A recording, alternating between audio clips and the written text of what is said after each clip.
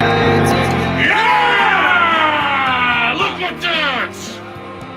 Is that that's a dub, everybody. Welcome in, Ben and Woods, 97.3 The Fan. Great to be here with you on a Tuesday, a Victory Tuesday, as it were. Congratulations to SDFC with just a nausea-inducing, vomit-breeding victory last night. This is another sport that I watch. It's just going to make me sick to my stomach and age me for the rest of my life. That was incredible. Nice to see San Diego in a huge game, win a huge game. I'm so happy and proud of the boys. But welcome in. It's a very special day here on Ben and Woods this morning. I'll tell you why in a moment. I'm Woodsy. That's Paul Reindl. He's the executive producer of the program. Good morning, Paulie. Hey, how are you? And Well, a very special hey, how are you to my wife. Happy birthday, babe. Happy birthday Happy to birthday, your Megan. very beautiful and, well, let's be honest. Juggy. Chesty? I was going to say juggy. Is it not as weird if I say it? Like, No, it's still weird. Still weird? It's very weird for both of you. Do to you have say that on, drop of me on saying, the radio, talking about big at jugs? 6:03 a.m. I need more of me saying I like big jugs. jugs. Just Google or put in your search bar jugs and see what pops up. What pops up in my jugs in my very skin tight kit, my SDFC kit that I have squozen into this morning. It's very tight. And You don't quite cut the same form as Anders in no, your kit. no, but let's it's okay. see. Yeah, there's Ben Higgins, by the way, your friendly neighborhood Good sports. morning, everybody. Sports anchor and anchor. Talk about that in a moment. But I did. You got them jugs, don't you? It's the only thing I have. Who was that? That's Pete Rose. Remember the documentary? Still got them jugs. He was talking to that lady you played golf with. Oh, that's right. Yeah, Yes. Brenneman. Marty Brenneman's wife. Yeah. He What was her looked at name? her and he said, You got them jugs, don't you? "You still got them jugs, huh?" Next time I see Megan, remind me. I still got them jugs, huh? Yeah. Happy Yeah. birthday, Megan. That is incredible. Happy Still got them birthday. jugs, huh? Is a real way to say hello after many, many years. You don't have the ones of me talking about the big jugs from I Eco must not have Water? saved Oh, those. Paulie, come on. All you save are the good Ben drops. I don't even get any good Well, drops we of me. expect it from you. That's true. Very special day today. We have a in-studio guest. Very surprised. He texted me yesterday. He said, I'm in town, and do you guys mind if I come by? I said, actually, I'd like you to just do the whole show, and then I can go home. I did not take my Adderall this morning. I forgot. But it's fine because we have human Adderall himself. Ryan do. Cohen is in the house hanging out in Ryan. the studio. Hey, buddy, from John Boy Media now. Is that how you like to be introduced? I like that you know my name, Woodsy. That's I don't care good. How you know it? Is his mic That's jacked the up? wrong- Hang on. Is he on the wrong mic? Yeah, it's all good. Has Ben and Woods ever done anything right? Not really. No. There we go. Ryan. That's what Foreplay Right here. is for. Oh, there we we go. got technical There it difficulties. is. Good morning, Ryan. Morning. How you doing, buddy? I'm good, man. It's awesome being in San Diego. I got off the plane on Sunday and it's warm, wearing shorts this Yeah. week. So nice. And NYC, how's it treating you? So moved there because I wanted to work at John Boy Media. I love the job. The job is awesome. And I moved about 2 years ago. And for a year and a half, I was like, New York's whatever. It's a big city. I like small towns, but I love my job. And the last 6 months, just fallen. Tell everybody what you do with John Boy Media. Yeah. So I run Jimmy and Jake, John Boy, the founders, Instagram, Twitter, TikTok, all their social media. And then we do a lot of baseball trivia videos on JM Baseball. I get to talk about baseball, help out with some of the podcasts, talking baseball Today. Then we have the warehouse where we play a bunch Play a lot of weird games. lot Yeah, of we random noticed. games. Yeah. Yeah. It's what I get paid to do versus what I actually do are two different things. Totally different. Now, let Yeah. me ask you this question because, I had the same wide-eyed optimism when I started in radio for the first time. And I started on a talk radio format like this. And it was a goofy show, and we did bits and jokes and, threw ham at each other and stuff like that. And that was very short-lived. And then I went to music radio, and I thought, this is a good fit for me. And I think it was. But I started to work in music radio, and I found it tougher and tougher as the years went on. Started to really loathe the direction that music was going, alternative music that I had grown up on and loved. Like, this isn't alternative. This is Avicii. Rest in peace. And then you start going to Coachella and you start meeting the bands, and you're the first Coachella, you're like, oh my God, I just met the guys from Spoon. This is like the greatest. And then you're at your 5th Coachella and you're like, get me out of here. I want to die. Has the luster worn off at all? Like because my biggest fear, and it's never going to happen. Talking baseball every day with these guys, talking baseball with the fans, the crazy fans, whatever it is.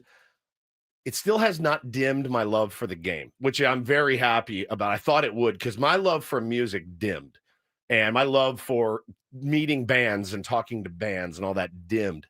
Baseball has not for me. How's it been for you? It's kind of 2 parts. Major League Baseball, I still love baseball more than anything in the world. It's my biggest hobby. It's what I love. Major League Baseball as a whole, watching a game feels a little bit more like work than it ever had before. Sure. Now, because I'm in New York and surrounded by Yankees and Mets fans, the Padres are still completely my hobby. That is not work at all. I like that. And I get to completely soak in the Padres games, and they're late night, obviously, on the East Coast. That's but tough, though. I don't mind. I don't sleep a lot anyway. What time you got to be at work? It's mostly 9 to 5. Okay. I mean, something's come up. Yeah. October's different with the playoffs and all, but it's mostly 9 to 5. And then when you talk about like meeting players, I think I'm in a lucky spot where I'm not a beat reporter. Mm-hmm. Even you guys are more credentialed media. We're than I not am. beat reporters. Exactly. But you're like on air talking about them. Yeah. I don't think the ones, at least that I've interacted with, see me that way. I think they see me as someone in the industry. Sure. So they have enough respect on that level. But they're not like, oh, I can't tell them anything. Right, so when I'm hanging out with a Padres player, drop a name. Just drop a name for everybody. If you're going to be on the show, you have to name drop. Let me text Skip Schumacher real quick. No big deal. I'll tell you, Jake Peavy. We got drinks after a game in New York with a few of the Padres people. The best, dude. Dude. It felt like I was listening to a podcast and sitting next to the guy. He's just keep talking. What Bruce Bochy tell you in 2014? Keep going. He's unreal. He's an unreal hang. Jake is the definition of a good hang. Just one of the best. It still feels almost illegal that Ryan can go out and drink, because when we first met Ryan, he was a child. He was what, a high schooler? Yes. You got a wife and kids yet? Yeah, for real. And now he's a grown up, which is amazing. Yeah, for the most part. But what I love about Ryan, everyone knows your passion for the Padres and has seen it. I think most of our YouTubers, and they all know who you are from your, just fandom of the Padres. But you didn't really know what your life was going to be like at 16, 17 when we first met you, and you went out and you pursued your passion, and it's really hard to do that. And I just love that you have been able to, at least at this stage, turn baseball into part of what you do and pursue that passion, and not just go into a 9 to 5. And not that there's anything wrong with that, but it's a really difficult thing to do, and I respect the heck out of you for it. Well, I appreciate that. I mean, there's a ton of luck, and Sure. you guys treated me great when I was 17 years old. You look at a Mark Grant getting lunch with me when I'm in college, because so many people have been so good to me. And where I give myself credit is I think I do a good job once my foot is in the door. Yeah. But I have had so many doors open for me by so many people. So I'm grateful. I love it. I live like my dream life. I'm really, really happy. But I don't think it's all me. Do you have a bunch of roommates? No. Solo. One guy. Oh, one guy. I barely see him. Okay. I basically live alone. Ryan, just to cut you off real quick, I hear you. I also personally believe that good things happen to good, hardworking people. Correct. I agree. Yeah. And so, I don't think you're giving yourself quite enough credit. Yep. You still went out and did the thing, man. Yeah, you still got to go do it. The hardest part was moving to New York, because I didn't have a job when I moved there. Yeah, I remember. I took the money that I won on Wheel of Fortune. We DM'd about this, and I was freaking out. Yeah, I told you have to go. And I was like, I'll figure it out once I'm there. And then I knew some people with John Boy and kind of tried to keep those connections alive. Eventually a role opened up, but those first 6 months, lonely, cold, broke. What am I doing? Scared to death. I miss college. Terrifying. I miss my friends. I miss my parents. Yeah. I'm just here. And then got the job, and I feel like it's been a pretty steady trajectory upward since then. So it's incredible. You've risk paid off. You've done a lot of good stuff since you're out there as well. And again, man, it's if you find something you love, you never really work a day in your life. And there's it's rare. Like I've been feeling very grateful lately, and I go through spurts of that where I'm like, oh, and then I'm like, man, we got this card this morning, and from a tier one, and, listen, not everybody is, and you see this, you're a positive dude, and it backfires on you, right? And if we say anything positive, I mean, we just get crushed. And it hurts. You look at it and you're like, Jesus, man, it's okay to like love your baseball team. It is okay, but it's also okay to point out the flaws and the warts and whatever. Like, but it is okay. I do feel like there's a faction of fans that watch it and they're like, somebody will boot one. They're like, good, with a Padres hat on. Good. Told you. Strikes out with the base loaded. Yes. And I'm like, I can't get my head around it. Twitter's not real. It's not real. It's not real. And not everybody's on Twitter. We got this card, this Thanksgiving card sent to us this morning. Ben Woods and Paul, happy Thanksgiving. It's been such a challenging and unhappy year. But knowing you're there, you three are taking the airwaves most weekdays has helped me to maintain some semblance of a routine. Being able to laugh occasionally, more than occasionally, is a wonderful relief. Thank you. Best wishes to you and your families. Love and laughter from Debbie. Debbie, thank you. Like that little card made our day. Debbie's probably not on Twitter, and it just you're so right when you say it's not real life, because it's not. And I have to remember, this is just a tiny, tiny portion. There's a lot of Padres fans out there that love the team. I love the team. Win or lose, they're tough to come by these days. People want flesh, they want bone, they want blood, they want organs. When you interview Craig Stammen for the first time, they're like, no, bring me his head on a pike. And I'm like, for what? He hasn't even done anything. Yeah, but they're tweeting that. But then if you had a conversation with them, they'd be like, I'll give him a chance. I'll give him a chance. Twitter's an echo chamber. It's inherently an echo chamber. That's the whole thing. It is. You talked about like getting into a rut and whatnot at work. And I think I had the impression that if I ever worked in baseball, I'd be happy 24/7. It'd be awesome. And that's not possible. It's a gig. But the best way I put it is I wake up on Monday morning and I'm not dreading the next 5 days. Correct. For the most part, I'm pretty excited. Correct. Some days are work and it sucks and I'm tired. But I love the people I work with. Like Tuesday morning alarm goes off. I'm not like, yippee, let's go to, it's still work. But it is a really fun job. And I feel just grateful that I get to do it, because I know how many kids my age would want to do it and how much I wanted to do it when I was a little younger. No question, man. And we've said it many times. Like Mick Jagger wakes up and he's like, oh my God, I can't believe I've got to play Kansas City tonight and sing Satisfaction again. Like, it's a gig at the end of the day. It's like, it's work. It's work. And it can beat your ass sometimes. But man, we're glad you're here. Feel free to hang out as long as you want. You're always welcome on our program. You've got carte blanche, as you know. Reading our chances. Ryan Cohn is the reason I became a Padres. I love that, dude. Isn't that the greatest compliment? Awesome. I just love seeing that. But I can see that your passion is infectious. I want to talk about Ben's anchoring last night. I like all my jobs, too. You have several jobs. It's weird because the kids came in last night. We got them to come lay down on the bed, and it was about 6:15. I said, Ben's anchoring tonight. Thank you for remembering. And Taylor goes, what's anchoring? And I said, he's on Good question. he's on the news. And he goes, he's on TV. I go, yes. You listen to our show. You got to remember, he's 5. And Bo goes, oh, I didn't know he was on TV. I'm like, where have you been? Like, where have you guys lived for the last? Does he know what YouTube is, in the sense of, like, does he know we're on YouTube? So he thinks Daddy's on TV too, right? Okay, so he knew you were on YouTube. Not really. So yeah, I would never want to. We tune in and we start watching the big guy over here doing his thing, and he's anchoring lesson. He's at the desk and he's looking sharp. Where'd you get that tie, by the way? That's a nice. It's just one of the bucket of ties I have at work. It's a tie bucket. I've got a from tie the tie bucket. I got a tie bucket. And so we're watching him, and you have the picture? Oh yeah. So this pot is one of the funniest screenshots I think I've ever seen. Given who our beloved Ben Higgins, very normal. The context, very normal. The lower third headline. I looked at it for an hour yesterday. I could not stop laughing. Now I clicked up. There's Ben next to Jeffrey Epstein, and there's this.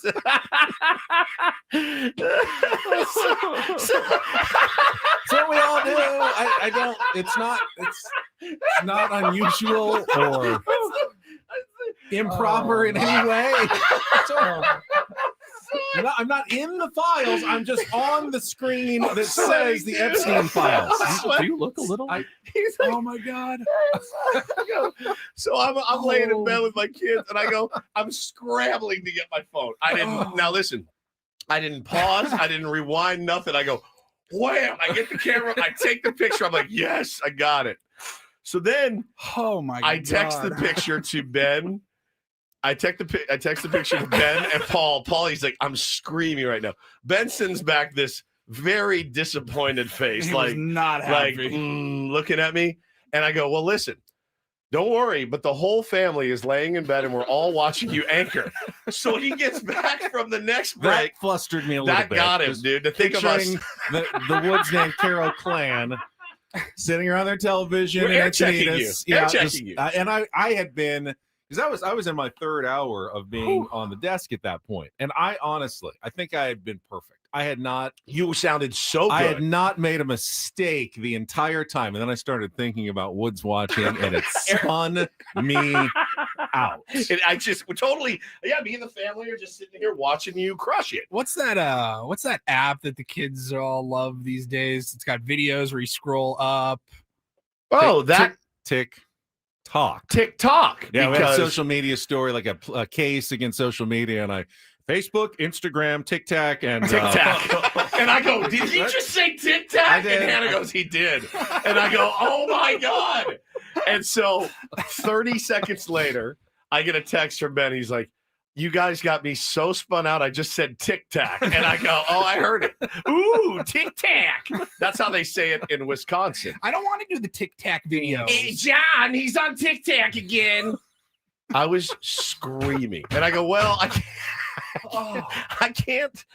can't watch the news anymore if I'm going to spin you out. Well, then it was time to switch over to the soccer game, so I was okay after that. It was Oh my god, dude! It was so illegal. I got so the rest of the hard. week. I got the rest of the week on the anchor desk. So if anyone wants to see if I say tic tac again, you can tune into Channel 10 starting at 4:00. I was hoping you would do some sort of bit or like shout out, like to let me know. Like I wanted to shout out like- Taylor. There's very little chance, outside of the format to kind of riff on television.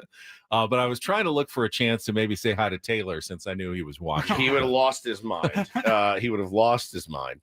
But no, it was. Hello, Taylor. I'm watching you from my television right That's now. very creepy. I don't Well, like that. See, there's also post the other... picture again, Paulie. Post the picture again.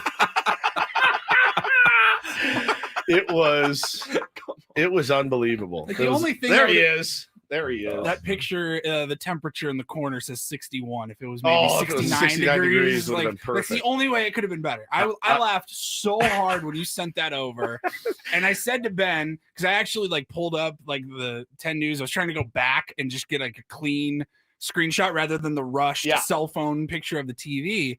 And I just texted Ben. I said, "Hey man, I'm sure you have a way to go into like the raw feed and get the clean shot. We're going to talk about this on the air anyways. Yeah. I'm going to use the crappy version, that I took. the phone version, or you can just send me whatever." And he played along. I thank you for that. You're welcome. You're a good sport. You're you welcome. should do like we should have a signal. When I text you that I'm watching, you can do like the old Tug my ear. Carol Burnett. I did see some excellent banter between you and Megan Perry. The banter is my favorite part between that's me. We've got 10 seconds after the weather. Do you like segues more or banter more? Oh, he likes segues more because he's not comfortable bantering. See, but I don't get to do my own segues on television. Banter, though, I get to make my own. That's my one chance to really, put my stamp on the newscast when I get to chat with Megan and banter for just a moment. And that laugh is just symptomatic of what the banter is. Nothing. So, yeah, the key with Well, banter, every dog has his day.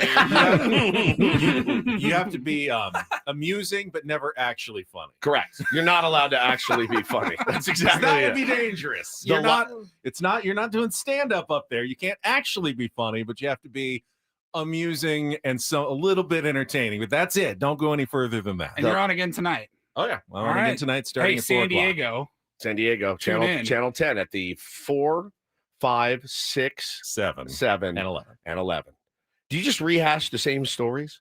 Sometimes we freshen things up as the night goes on. Yeah. Some are replayed, some are different, some are changed. But Do you retell the same stories, or do you just play like the old? Like it's a mix 4 of the o'clocks both. clip? Yeah, so sometimes we do record some of the 4 o'clock clips to play in later shows, so I don't have to talk for the entire time, Right. which would be a lot of talking, but a lot of it's new, in a different format. Sure. Like one will be a reporter package and then an anchor read on the different show to make it just sound different for a new audience. I was very fascinated by the story of the girl that was killed on the cruise ship. That is quite a story. Found under a bed, under some life jackets, strangled, asphyxiated. Yeah.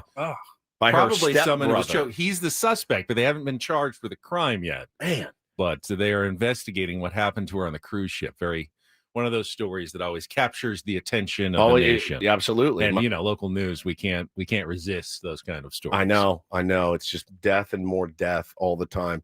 And Epstein files. And Epstein files. SP Chula Vista says, why is there a young guy on the bottom left? Why? That's Ryan Cohen. Ryan, yes. And he's our buddy. He's in town, seeing the family for Thanksgiving, doing that whole rigmarole. And when he back to New York? Monday. So I got the whole week off. You get the whole week off. Is it like you spend a few days and you're ready to get back? Because that's how when I moved to Chicago, I love my family, but when I go home to Texas, now Texas isn't San Diego. I think that's it. I would be like, I'm ready to get back. New York's also December's great because Christmas time. Yeah, is I was so going to pretty. say, I've never been to New York. I got to imagine December's probably a pretty fun, cold, but fun month. It's so fun, and you're looking forward to Christmas, New Year, and all that. Then January is just It's brutal. No. Yeah, it's miserable. Yeah. It's miserable there. Well, let's get into it. I'm going to take this kit off because A, it's skin tight, and But B, we're just about to start talking I about know, the game. but it's very itchy as well. And what a game it it's was tight. last night. We will also talk about the Padres news. You've been asking, you were begging essentially for a new hitting coach and a bench coach. Both reportedly have been hired. We've got some thoughts. We Well, also, It like kind the of rest of you, don't know all the details yet, but we will share what we do know. blows your theory, doesn't it? Your theory that you told me yesterday was That they had going already been hired? Well, they were hired. No, that they would put out a press release in February. They still will. They haven't put out a they press have not put release. out a press release yet, and they probably won't until February. He loves to be right, doesn't he? Dude, love to be right. All right. Well, it's out there. Both of those big stories coming up next. We'll set the menu for the program as well. We got Ryan Cohen in studio. It is a Tuesday holiday week. Ben Woods and Paul on San Diego's #1 sports station, 97.3 The Fan.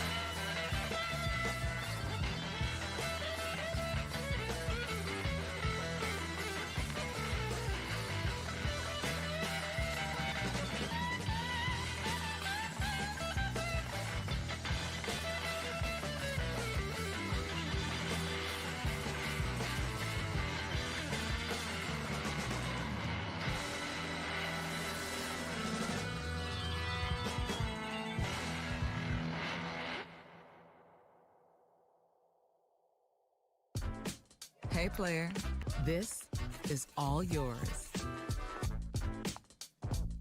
This room with this view.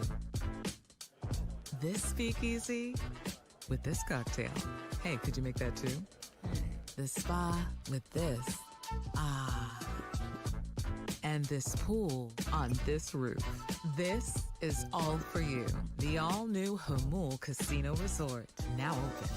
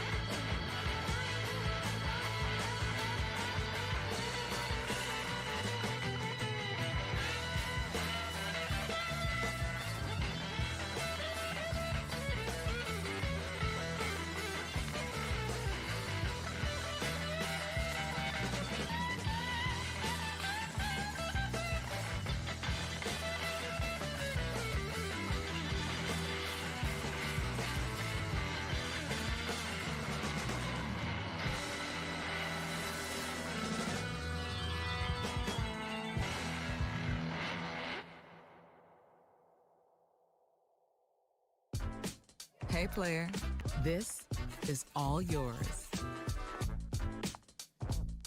This room with this view. This speakeasy with this cocktail. Hey, could you make that too? The spa with this. Ah. And this pool on this roof. This is all for you. The all-new Hamul Casino Resort, now open.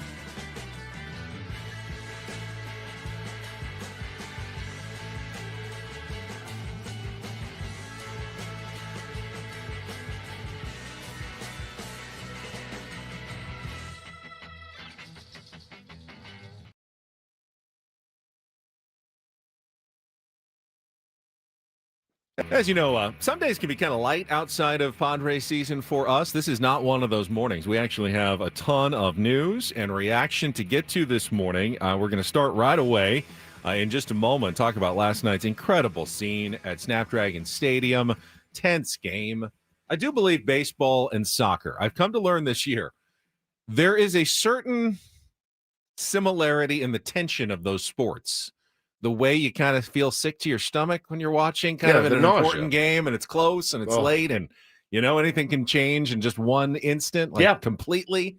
You kind of have that feeling in a playoff game last night. It was amazing, but we also have Padres news. Who are Randy Knorr and Steven Souza Jr.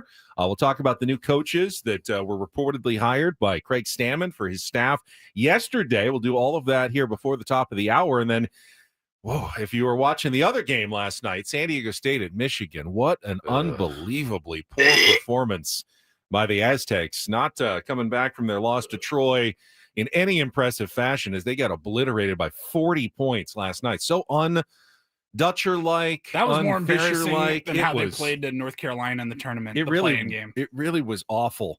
Reminded me of that game. Yeah, though, a little similar. bit. But yeah. I was embarrassed last night. That was and stunned too.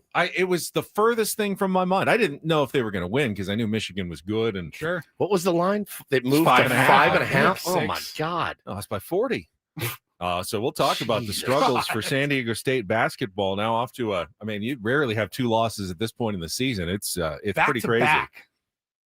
They usually won't ever have two losses total. This early in the year. Back to back lost their losses? last two games last year in the Mountain West tournament and then in the NCAA tournament badly, and then have lost 2 in a row now. Yeah. They've lost 4 of their last 6. You never hear that. Really? When was the last time they lost 2 before conference? Well, we'll talk about it. And they've given up over 200 points in their last 2 games. The defensive juggernaut of San Diego State. So we'll talk about that in our 7 o'clock hour. We'll get to our regular features like Don't Do This, Take on Woods, Biggest Fan announcement at 9 o'clock this morning, our Reindl Report. And how about this? Another giveaway today. And this one's pretty cool. Coming up later in the program, we have tickets to see Guns N' Roses at Snapdragon Stadium on September 2nd to give away. I have to go. I love the nostalgia act. GNR. I have to go. Are they still all together? Is it? You got Axel. Yeah. You got Slash. You got it. You got Duff. I don't know who the drummer is, and I don't know. So you got 3 of the original 5. Where's Flea? Oh, he is that's a different band. He's in the Red Hot Chili Peppers. That's right. Where he's been. That's why I'm not the music guy. I always confuse those two. Who? The Red Hot Chili Peppers and Guns N' Roses. How? I don't know. Where's Flea? Roses are red. It's unreal. Where's Flea? Flea is playing with his band, the Red Hot Chili Peppers. Okay. So you got 3 of the original 5. What happens with the nostalgia act is the one thing you fear. You know what it is. It's the lead singer. That's what, when I went to see Oasis, I was like, I know the band's going to sound good. Can Liam still sing? Crushed it. Absolutely crushed it every single show. Where's Flea? They just wrapped their tour. Axel was a tough listen in 87. Okay? He was a tough. I saw them live in like 1990. It was like, that doesn't sound like the record. Wow. He was tough listening in 87. 35 years ago. That's when they were in their prime, dude. I saw them at Coachella many, many years ago, and they actually sounded pretty good. I've seen some clips. Slash sounds unreal. Duff looks like he did in 1987. He looks fit and like he's sober, and he looks great. They sound pretty good. Axel's the one that I'm like, all right, well, let's see what you can do. See what you got in you. So we'll see. I'm going. Like, I'll go to see that in a heartbeat because that's GNR. I was listening to him on the drive in, man. I was literally driving into work to listen to Mr. Brownstone. Well, we will be sending a tier 1. Be tuned in later in the show. We'll give away a pair of tickets, and I believe we have more tomorrow as well. Yes. All right. So a couple of pairs this week before we get to the Thanksgiving holiday. Flea will not be there. Well, he might be there. He might come to watch the show. There could be a trade. There could be a jam, like a jam do session. Do the GMs of bands ever orchestrate trades? Trade deadline passed. Oh, it's already done? Yeah. Okay. Well, I'm just asking the question. All right, let's check traffic, and then we'll talk about last night's game at Snapdragon Stadium. 1-0 win that sends SDFC to the Western Conference Finals that is coming up next year on 97.3 The Fan. From the 855 Get Ross Traffic Center, protecting San Diego after accidents or injury, here's Kelly Danick. This travel report is served up by Manny Sedano Ford and their Black Friday savings all month long. Now's a good time to hit the roads if you are heading out for the Thanksgiving weekend, guys. Everything looking great in and around the county, and heading out of the county, those freeways are up to speed. Ready for an upgrade? Manny Sedano Ford is offering Black Friday savings throughout November. Go electric with the Ford Mach-E for just $258 a month, or spend the holidays in luxury with the 2025 Lincoln Corsair Hybrid for only $337 a month. Visit SedanoFord.com for details. I'm Kelly Danick with Ben & Woods, San Diego's #1 sports station, 97.3 The Fan. Don't forget all guests on Ben & Woods, and that would be Ryan Cohen today, appear on our David P. Shapiro fan hotline. David P. Shapiro, criminal defense attorneys helping good people regain control of their future when charged with a crime since 2010. Visit davidpshapirolaw.com. Not insinuating you were charged with a crime. It's just a sponsoree. Not yet. So last night, I would have to say that based on everything that Craig told us and Darren told us, the game went exactly the way Minnesota wanted it to. It's exactly right. Exactly the way Minnesota wanted it to. Which made me really nervous. Yeah. And they kept saying that on the broadcast, like, wow, this is playing right into Minnesota's hands. And I'm like, what is going to happen? I mean, the analysis was spot on. Spot on. San Diego FC was going to have the ball like the entire time. And they did. They did. Like 80% of the time. Yeah. They had the ball on their foot. And yet really couldn't put together even like a halfway decent chance to score. It was like Minnesota so frustrating. Had like 20 people right in front of the goal. Like, I know they didn't. There's only 11 on the pitch at one time. It's like they had 20 people in the box at any time. And anytime you kicked it anywhere, there was always two Minnesota defenders ready to just kick it away. And like, okay, well, there we go again. There's just no room to do anything. It was like choking. I mean, they would get into the box, and then the defense would just lock down, and you just felt like you were choking. And if you've ever like tried to break something down, chop down a tree, or like break down a wall, you're like, it's never gonna get through. And then that one little crack, and you're like, oh my God, I finally did it. It was an incredible display of defense by Minnesota. So halftime arrives, and I'm doing my anchoring and watching at the same time, and I heard the announcers mention that at halftime, the Minnesota coach got a yellow card for bumping Mikey Varas. Yeah, went after Mikey Varas. A little Dave Roberts, Mike Schilt situation going on here. Put hands on him. Well, I mean, what was going on there? We never got a full explanation. They never talked. They didn't explain it of what went on. But the second half gets even more chippy. You got yellow cards on both sides. Well, Minnesota came out in the second half and at that point, I thought, we're going to lose. Yeah, we're going to lose. They had chances, including what looked like a sure goal when what was it? Lude got the ball past Pablo Cisniega, and it's an empty net. It's there. You got to pass the goalie, and Ian Pilcher comes sliding in right at the goal line. One of the best plays I've seen in sports. Can't use his hands, so he stops it with his legs, avoids touching it somehow with his hands because that would have been a penalty kick. Yep, and is able to clear the ball. It had to be the save of the season by a defender in MLS. Saved our entire season. The whole season saved on one sliding play. It was that to me is the best of soccer. You're not going to see anything more exciting than that. And then Cisniega made a big save a few minutes later, and 60 some odd minute. Was that the save where he came out of the box? They had a breakaway. He tripped and fell on the sand because of course the Aztecs football game. The field was not in good condition. The crappy field. Yeah, and they talked about it afterwards. He was falling.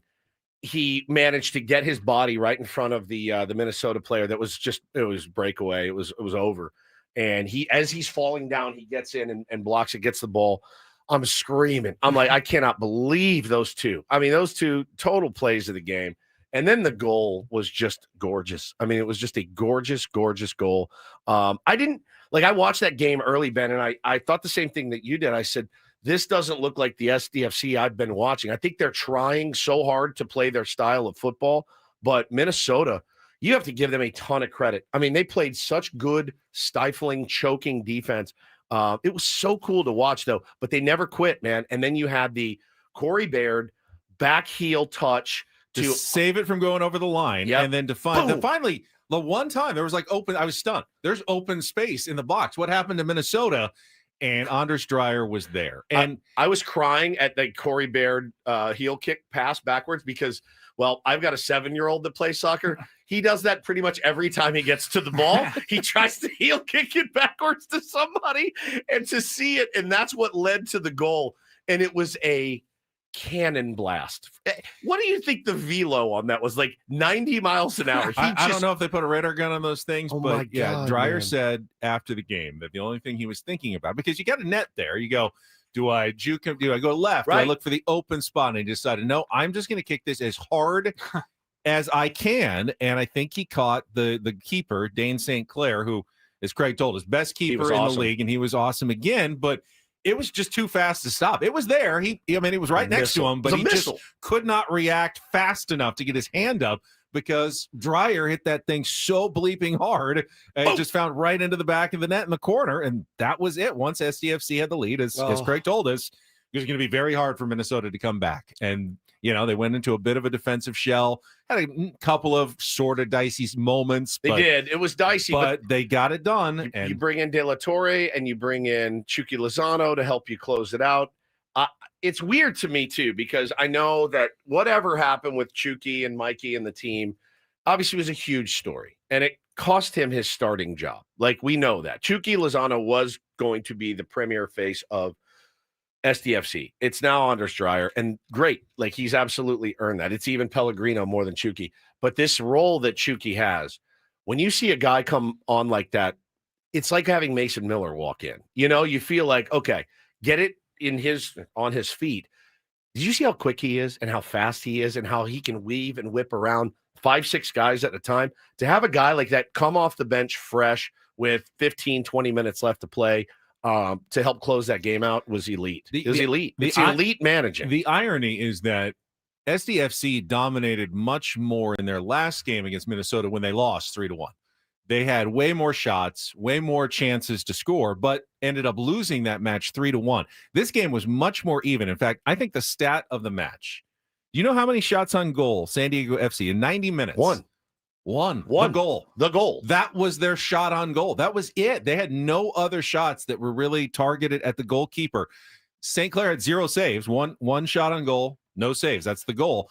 SDFC, 4 shots on goal for Minnesota United. Only 3 saves because obviously Pilcher. one got past him, but Pilcher was there to stop that other shot on goal, and that was the difference. It's one of the most clutch plays I've ever seen. And again, getting over to knock that ball away or to stop it from going in the goal is one thing. The wherewithal to not touch it with your hands and the body control of being over the ball and still, not touching it with your hands was.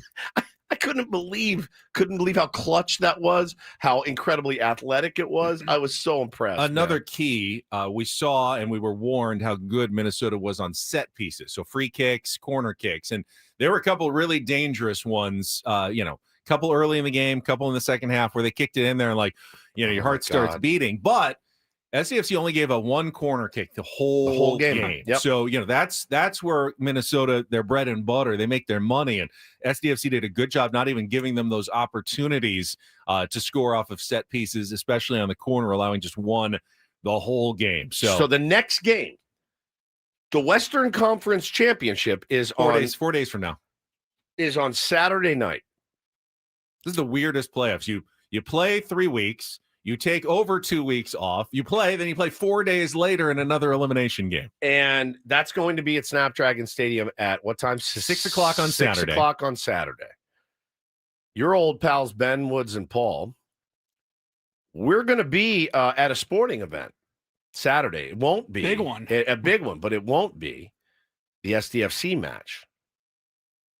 We're going to the wrestling. We're going to go do it. We talked about it for months, and we finally made sure that we were going to be in the building. Yesterday, found out. This will be your first foray into the world of wrestling. Never been to a wrestling match before. Never really even watched it on television. Never really watched it on television. You know the principles. Sure. Some of them. I mean, I know names. You know names, right. Dominic Mysterio, right? John Cena, Roman Reigns. They're fighting. Yeah. So they're the main event, John right? Cena. There's first the War Games. I did a little research. So you have the 5-on-5 War Games battle. And then you have the men's and then women's main event. So 3 big bouts or whatever they're called, matches over the course of the evening. I don't know how long it takes. It's supposed to start at like 3:30. Yeah.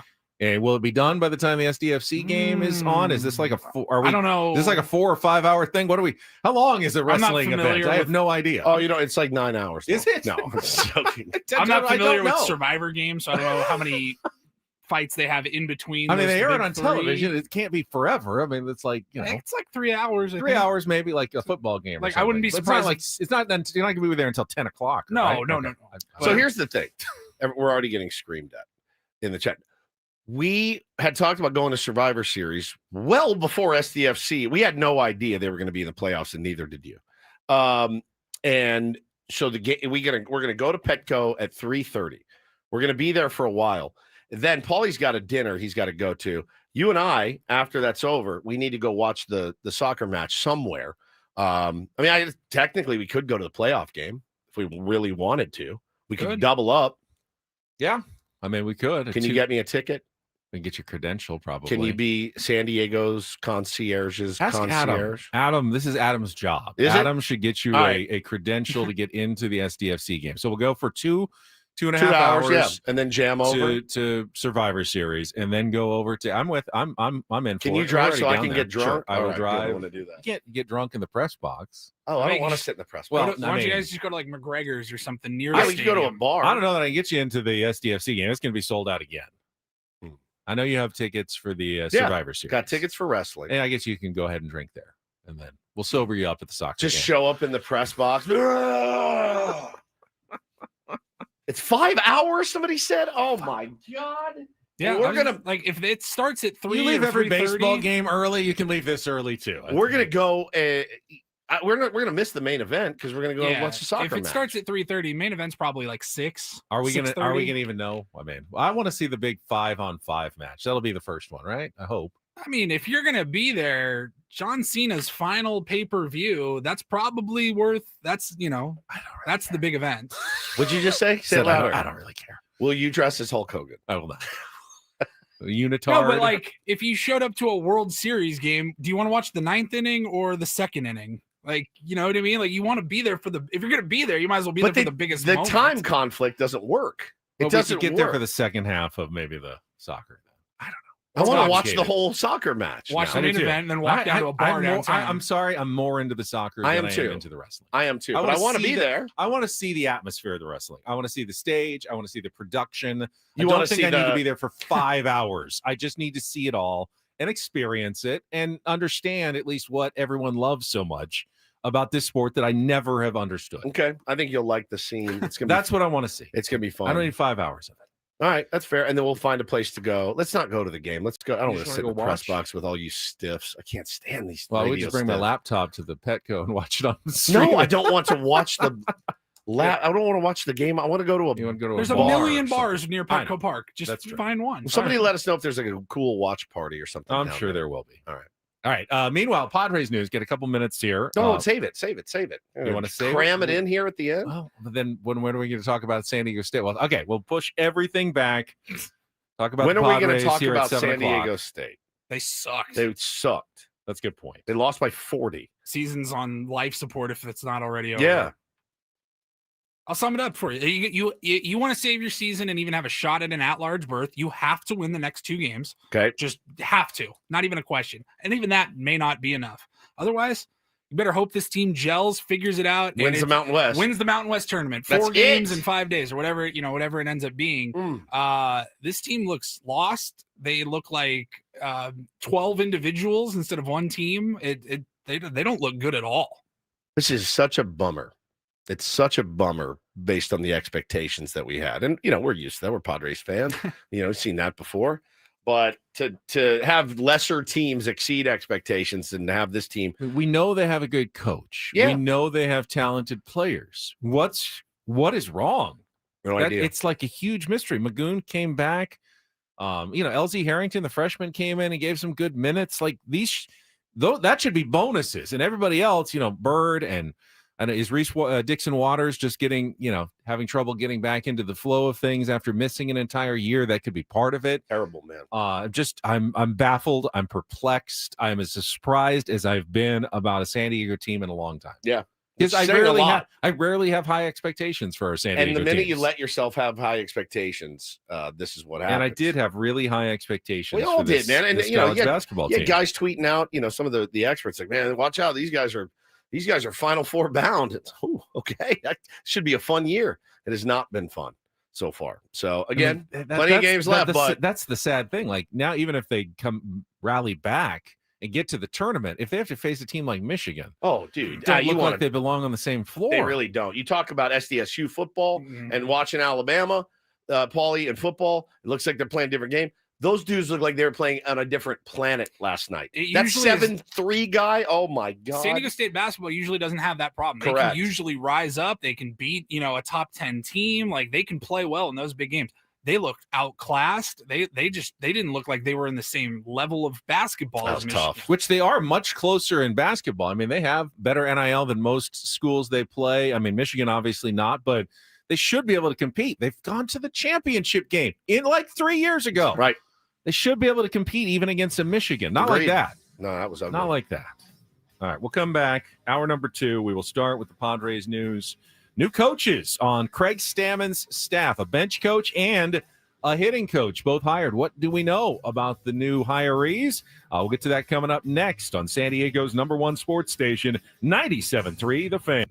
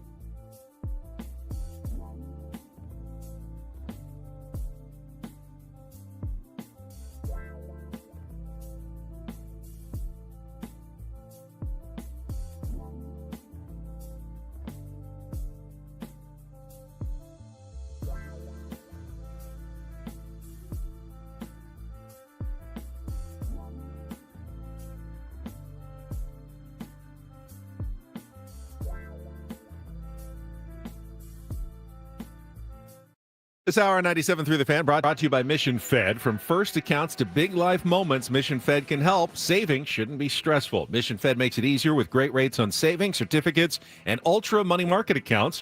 Grow your money the smart way. Check the latest rates and open an account at missionfed.com.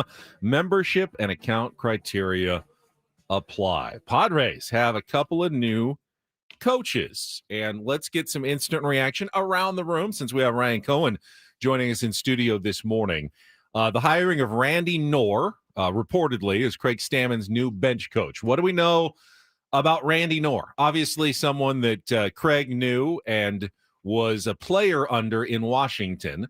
He was the bench coach for the Nationals, first under Davey Johnson, then Matt Williams. He stayed after the transition for about 4 seasons when Craig Stammen was there in Washington. So presumably someone he's known for a long time and someone who can be a bench confidant, someone that he trusts and, can sit next to him and help him make some big decisions.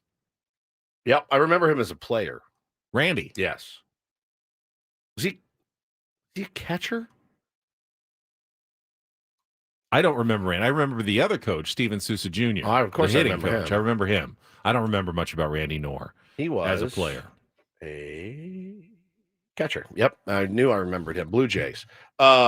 Yeah, okay. Like, your bench coach needs to be somebody that you relate to, not, hey, man, I got this guy. Hope you guys hit it off and go out and dominate together. It needs to be somebody that you know, somebody that you trust, somebody that you can lean on. Having talked to several bench coaches in our career, they said it's really one of the toughest gigs because you are essentially a middleman. That's what your job is. And you have to be okay being a middleman. The bench coach is a conduit sometimes from the players to the manager, because not every player feels 100% comfortable going up to the manager and saying, I'm not happy with my role or whatever it is. I don't think you're using me effectively. They do feel comfortable going up to you're almost like it's almost like a snaky position. And that's kind of what it's designed to be. And to be able to, you always like to make mafia comparisons. Yeah. It's the consigliere. To the Don. And so when, in the Sopranos, some of the underlings would go to Silvio and they'd say, hey, I don't like how things are going. Silvio then would have to be the guy that called Tony into the bada bing, sit down and go, there's a lot of guys that don't like how, they're being perceived right now. And then Tony gets to give his reaction to Sil, who then carries the message back. It's not a comfortable gig. We've kind of made the joke, like if you're ever going to hire if you ever had to have a job in Major League Baseball, the bench coach would be pretty sick. It actually wouldn't. It wouldn't, because you got these guys in your ear. Then you got to find out how to convey that to the skipper where he doesn't lose his mind and his ego gets bruised. The thing I like about Craig Stammen, though, is Craig Stammen is continuously now kind of admitting what I know that I don't know everything. And for me, that's refreshing. I'm refreshed by that perspective here in San Diego. I don't know everything. I will need some help. I do need you to be a conduit to me. I do need you to be the ear for some of these players, because I'm not going to be able to be everything for everybody all at once. So I like it. As long as he's comfortable with it, great, fantastic.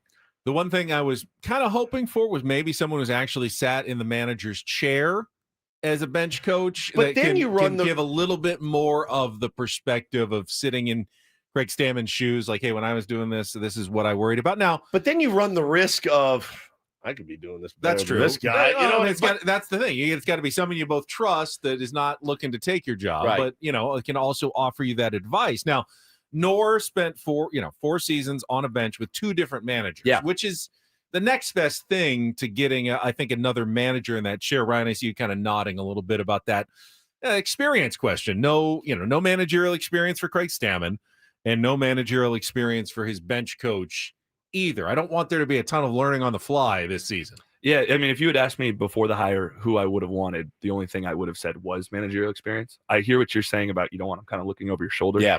I think someone like a John Gibbons who's not looking to manage again, just kind of an older guy. That's what I was looking for. Now, the interesting thing for me is Craig Stammen was very clearly an AJ Preller hire. We know Seidler and Grupner were in on those conversations. There's a whole group, but Stammen was AJ's guy. Feels like Randy Knorr and Steven Sousa Jr. are Craig's guys. Correct. They played with him and worked with him in DC. Yep. These aren't AJ telling you, here's your bench coach, here's your hitting coach, here's your, this is your staff. So Craig's got his guys. Craig is AJ's guy. Now it's you got what you wanted. Here's the you know, it's such a bad metaphor. Here's the tools. I was going to say here's the rope. They give you enough rope, right? Like that's what they say. We give you enough rope, and you can either do what you want with it or hang yourself with it. That's the adage. But here's the materials.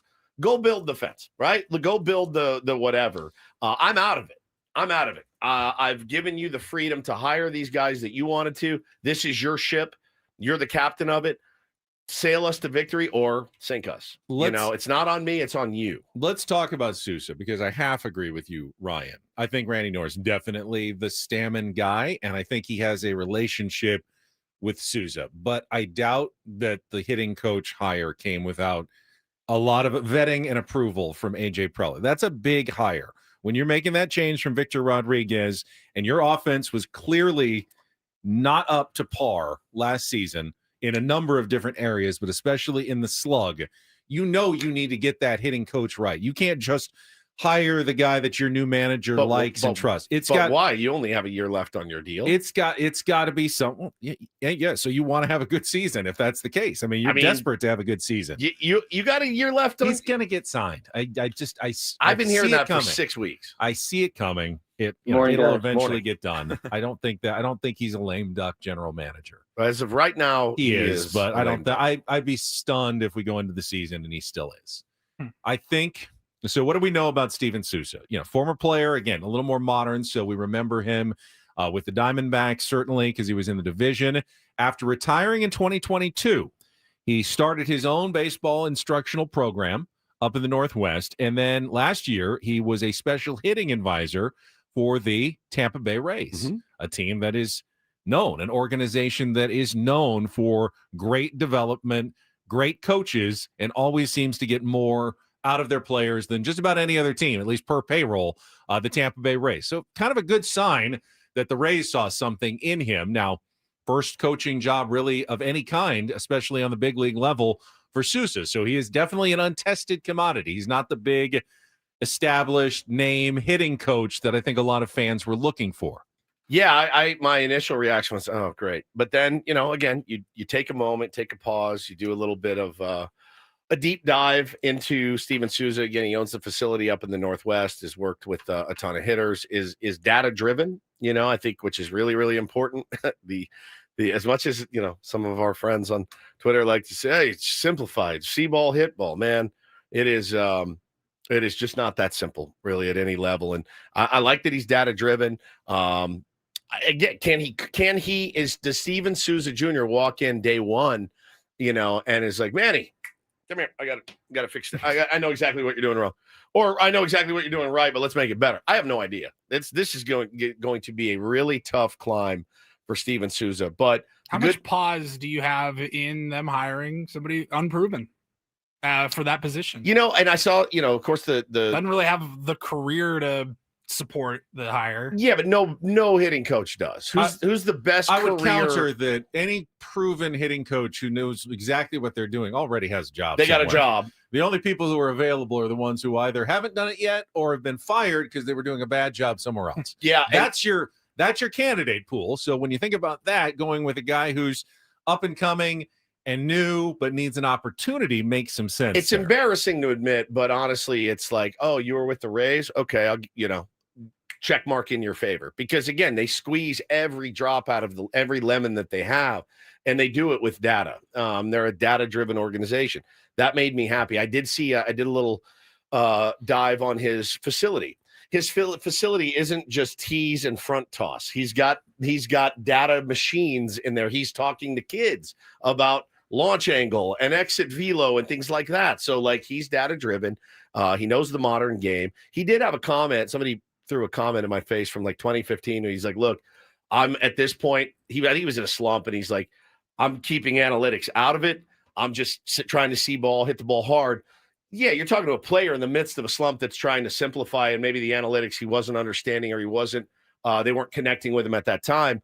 But, that was 8 years ago, something like that quote came out. So, look, I'm willing to give the guy a chance. And frankly, the main reason I was willing to give him such a shot and a thumbs up was because of the organization he came from. That's really it. If you had told me he was a hitting coordinator with the Pirates, I would have been like, what are we doing, dude? Right? And I don't know why, but just because they're not or the Rockies, not a good data-driven organization.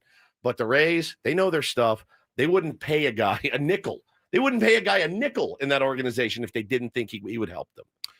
You hired Craig Stammen ultimately because you trusted the person and his baseball judgment and acumen, correct? Yeah. Well, your first thing is you got to trust him at least a little bit in then picking other guys that he thinks are going to help his San Diego Padres team. This is normal. This is how managerial and coaching hires work. It's actually the most abnormal part of it is how many coaches are sticking around for the San Diego Padres. Normally, you have a manager leave and you hire a new manager. It's an entirely new staff. But in this case, the Padres are keeping, a lot of consistency with Ruben Niebla and Ben Fritz, coming back and really anchoring the staff. We obviously heard that Ruben's going to have an even increased voice and role within the organization. Brian Esposito, by the way, who was the bench coach, is not leaving. He's going to remain in the Padres organization in a role that they have not announced yet. So it's going to be a lot of familiar faces. I think David Macias is sticking around at first base as well. They are close, according to Kevin Acee, to hiring a new third base coach, but that one has not been announced or decided on yet to replace Tim Leeper. But after that, it's pretty much the rest of the same guys that they had last year. Yeah, and if you look at Souza's career numbers, again, that was thrown in my face. Oh, well, this guy couldn't hit. Great. Neither could Kevin Long or David Popkins. Exactly. It's like Ted Williams was like the worst manager of all time. It just doesn't correlate all the time. It just doesn't. And again, I know Albert Pujols is still out there. I'll say that again. Albert Pujols is still out there. We didn't hire him. Somebody else could have.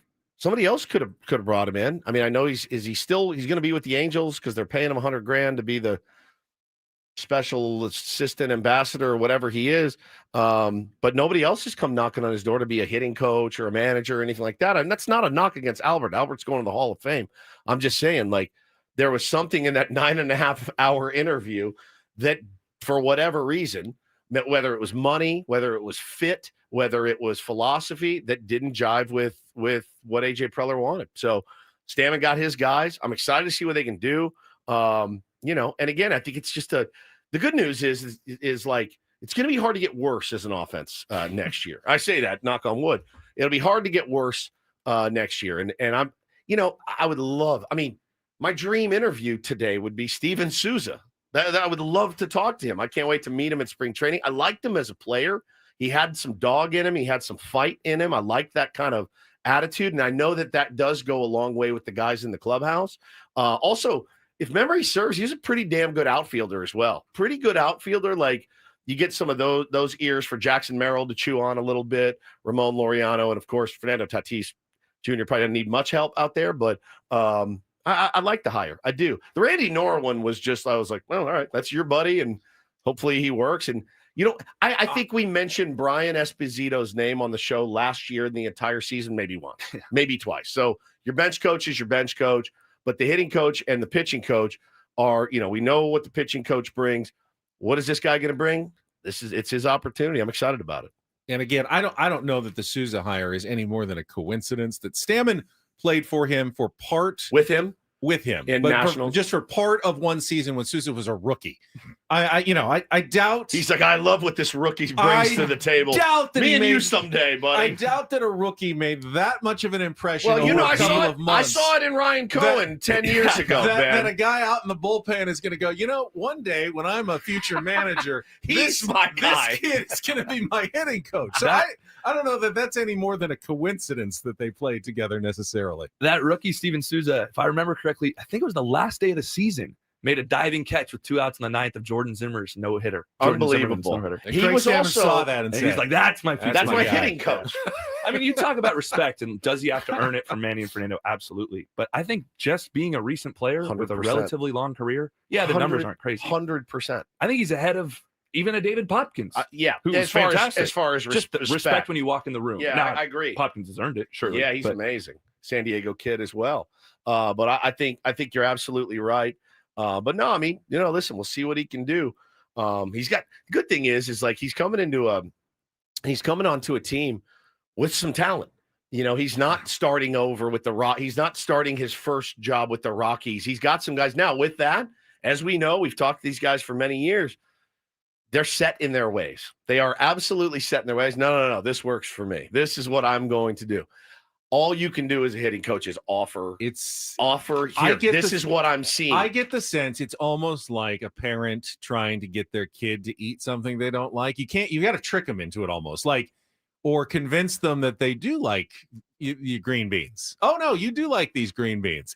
I welcome you to come to my house. I know. I try to trick one of my children into eating something. It's a hard job. It's like you have to sneak in a little bit of your philosophy without telling them that they're doing anything wrong or change. You act like we're not changing anything, but then you subtly change some things. What's funny is the difference in baseball and football. Because a football coach would come in day one, sit the guys and go, you were the worst offense in the league last year. We're going to break everything down, and we're going to be number one. Like baseball, you have to walk in and be like, you guys are pretty good. You're talented. Anything I can do to help? It's really kid gloves with baseball players as opposed to football. They might not like green beans, but big leaguers like results. They love results. They love, and when they see results and when they see, their slumps shortened by, like, I'll never forget the Dalton Varsho quote. Dalton Varsho talking about Popkins. He goes, I've been here a long time. Before David got here, it would take weeks to get out of a slump. With David, I can get out of a slump in a day or two or an AB. And I'm like, good Lord, the confidence, because hitting's confidence. It's how you feel. It's you putting in the right work. And I'll never forget that quote. I went, the guy's not a magician. He's not a wizard, but for whatever reason, he cut through to those guys, and look where it took him. Within an inch of winning a World Series against the Dodgers. I can never stop thinking about what Jurickson Profar said when he had his huge season a couple of years ago, and that I finally just didn't tinker too much. I just stayed with what I thought was working, and when it didn't work, I didn't change anything, and that was what led to his best season of his career. It's so hard. It's such a mental game. It really is mental. Yeah. I mean, it just is. And if they think they're doing something right and it's working, hey, you're doing something right. You keep doing what you're doing, bud. Don't forget to listen at 9 a.m. We will have another announcement for a biggest fan. Ryan, have you put your name into the biggest fan contest yet? Not this morning. Not this morning. Better hurry. You will have a chance to call us back in 10 minutes. If you do, you'll be in our grand prize drawing for a night in the Odyssey Suite at a Padres game next season with all the fan staff. You'll get 20 tickets, and it'll be catered by Spiro's Mediterranean Cuisine. Just register your name at 973thefan.sd.com/biggest fan in order to potentially have your name called 9 a.m., 1 p.m., 5:30 p.m. with all the shows each weekday. All right, we will come back. We've got some audio. A college basketball announcer. My God. I love this. Losing their mind on the referees. He lost his mind. Lost his mind. Uncle Teddy-esque. Yes, Uncle Teddy-esque. It reminds you of a young Uncle Teddy. Keep that in mind. That is coming up next in DDT after traffic here on 97.3 The Fan. But first, I'm coming up on my Eco Water anniversary, like a month from now. I think it'll be 3-4 years since we've had the unit in our home. Couldn't live without it. If we did ever have to pick up and move, I think I would leave it there and I'd get a brand new one put in my new home so that the new people get to enjoy Eco Water as well. It's been such a revelation for my family, one of the best, smartest, most practical upgrades I've ever made. And they've been doing this a long time, guys, since 1925. They're great people as well. That means a lot to me. They patented the first self-regenerating water softener. Nearly a century later, they're still leading the way. We've all been to places with hard water. Arizona comes to mind every time I go to spring training and I shower and I'm like, I can't get the soap out of my hair. I can't get it off my skin. My skin then dries out. Man, soft water is really where it's at. Also, you add those alkaline filters, your hydration gets a healthy boost. Skin feels better. Coffee tastes better. Everything tastes better with Eco Water. So check it out for yourself. Try the Soft Life and alkaline water now just $9.95 a month. 760-350-3338 or go to ecowatersocal.com. Let them know your old pal Woodsy sent you, please. Not everything in life should be hard, especially your water. Keeping it soft since 1925.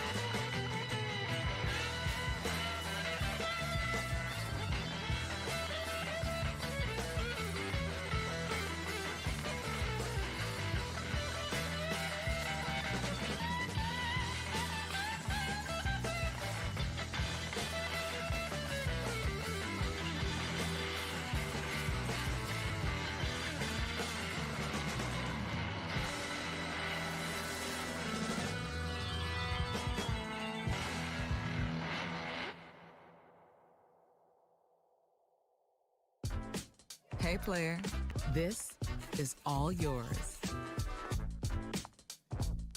This room with this view.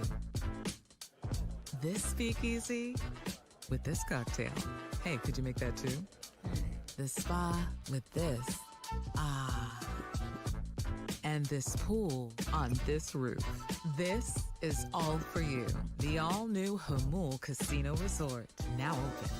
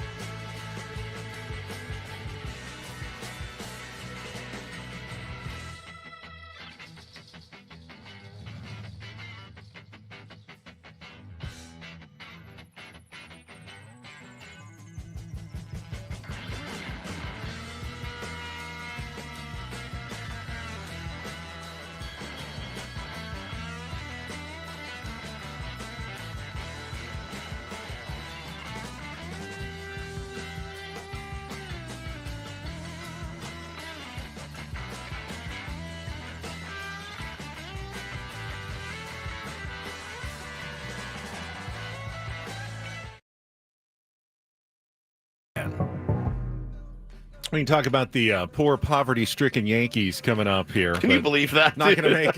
Not going to make. Don't do this. That'll. It should. It Actually, should, but God, it's not it should. going to. DDT brought to you by Trust and Will. Don't leave your entire estate, house, kids, and life savings up to chance if and when you die. Do set up Trust or Will online at trustandwill.com. This is a lot more affordable than you think. Visit trustandwill.com for more info. Well, last week we had the whole discussion about the spit. Jamar Chase or Jalen Ramsey, right? Yeah. And Jamar Chase. Jamar Chase apologized yesterday, so we're finally getting past that. He admitted it, that he did spit. Now we have a new incident from Monday Night Football last night. The 49ers wrapping up their 20-9 victory over the Carolina Panthers. Wide receiver Juwan Jennings had been battling all game with Panthers safety Trayvon Moehrig, and apparently not caught live on cameras at the end of the game. Moehrig just decided to punch him in the junk, essentially. In the ding. I mean, it's like just a right cross. Yeah, right. Boom. And then, of course, what everyone sees after the game is Juwan Jennings then just giving a slap across his face mask as kind of the retaliation. But that was why he did it. And actually, Coach Kyle Shanahan said of his player, he said, I was really proud of Juwan for not losing his mind out there and actually getting to the sideline, even though he may be facing a fine or even a suspension, both of them, for what they did on the field. I feel like if somebody hits you in your manhood or spit, those are two, like we've talked about, spitting in my face. Oh, Paulie had it on the stream there. Yeah, dude. Spitting in my face. Oh, God. Spit in my face or hit me in the manhood. You deserve to get a little retaliation, no? I kind of agree. I'm not it's hard to turn I'm not the a other retaliator, but that is a tough. Both of those are tough to turn the other cheek. It is hard to turn the other cheek there. We'll see if there's any fines or suspensions or anything today handed down by the NFL. This is one of my favorites. One of our tier ones actually sent this to me last night. It said DDT under it. And I go, oh, let me check this out. And I do love a good announcer meltdown from time to time. And there is a guy by the name of John Bishop. And let's just say he's a big Creighton. He calls the games for Creighton. And he was very, very upset about a certain call that went down yesterday in the Creighton and Baylor game. 2 minutes left in the second half, Creighton trailing by 6. Check this out. Shot clock. Carr into the paint. Missed the dunk. And a fucking foul. What are you talking about?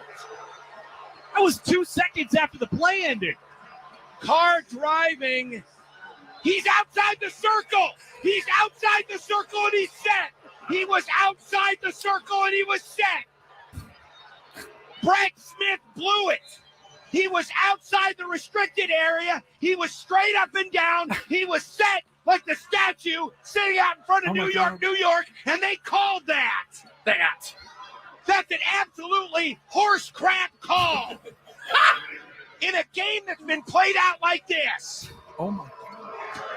Unbelievable bailout call by an incompetent referee. Wow. That's what you really calls think. don't lie. Oh my God. I mean, I was just watching Paulie had the play on. Maybe a no call could have been. It was a really bad call. Yeah, justified, but I mean, it's not the worst call I've ever seen. It's not good, but Like he basically, a guy sets up on defense to take the charge. Yeah. And the guy dribbling the ball just kind of goes around him. Yeah. Doesn't actually ever really touch him. like a no call would have been better. And I they think. called a foul and an and it's one. not a good call, but that was listen- a reaction, though. wasn't Listen to it again. All I pictured was Chris Farley, like the way he delivers it. That's when you blow it. Like he sounds just like Chris Farley. Listen when it gets towards the end. Carr into the paint, missed the dunk, and a fucking foul. Like that guy, what too. are you talking about? That was 2 seconds after the play ended. Carr driving. He's outside the circle. He's outside the circle and he's set. He was outside the circle and he was set. Chris Farley. Brett Smith blew it. He was outside the restricted area. He was straight up and down. He was set like the statue sitting out in front of New York, and they called that. That's an absolutely horse crap call. Horse crap. In a game that's been played out like this. Sounds just like Chris Farley to me. Unbelievable bailout call. Richard, you're a riot. I just got like the statue outside of New York, York, the Statue Yeah, of Liberty is Statue what of he was going with there. That's when I blow it. Let me tell you why I suck as a That salesman. ref's living in a van down by the river. I Should can totally I- see it. Should I 100%. call that guy and tell him to relax? Yes. Like I did that Yeah. Karen on the side. You can do that. Hey, Relax. it's just relax. Buddy, it's just basketball. It's just basketball. Just relax. Oh boy. Excuse me. Oh, Oh, you ever do this? I do. I have a weird one. Actually. DD mega doo-doo. This is probably the first time ever we've had a do this story for a player who failed his NFL drug test. Oh. Because it saved his life. Oh, Wow. Denver Broncos linebacker Alex Singleton was recently selected for a random mandatory NFL drug test. Okay. Did his, urine in the cup, came back, and he failed. He got the notice in his locker, and he was surprised because he didn't think he was taking anything. And they said, well, you've got an elevated level of human chorionic gonadotropin hormone, which means one of two things. You're either juicing or you have testicular cancer. Ooh. And he went to his urologist and they tested him and they caught it because of the drug test. He did have testicular cancer, but it Wow. did not spread. And he had the surgery like later in the week and getting the treatments. And if he had not been selected for that random That's wild. drug test, they may never have caught it because, you're a young guy. You don't necessarily are looking for such a thing at that stage in your life when you're an NFL player. And because of the drug test, they were able to catch it very quickly and may have saved his life, which is a Unreal. pretty cool story. That's amazing. That is a good do this. Do you do the normal? You check the boys? Yeah. All right. Never sure exactly what I'm looking for, Same. but yeah. It's not the worst. It's not the worst activity. If you I guys guess- will excuse me, I need to do a quick check. You'll know if something's abnormal. Yeah, Do you ever get anyone else to check it for you? not as much as I'd like.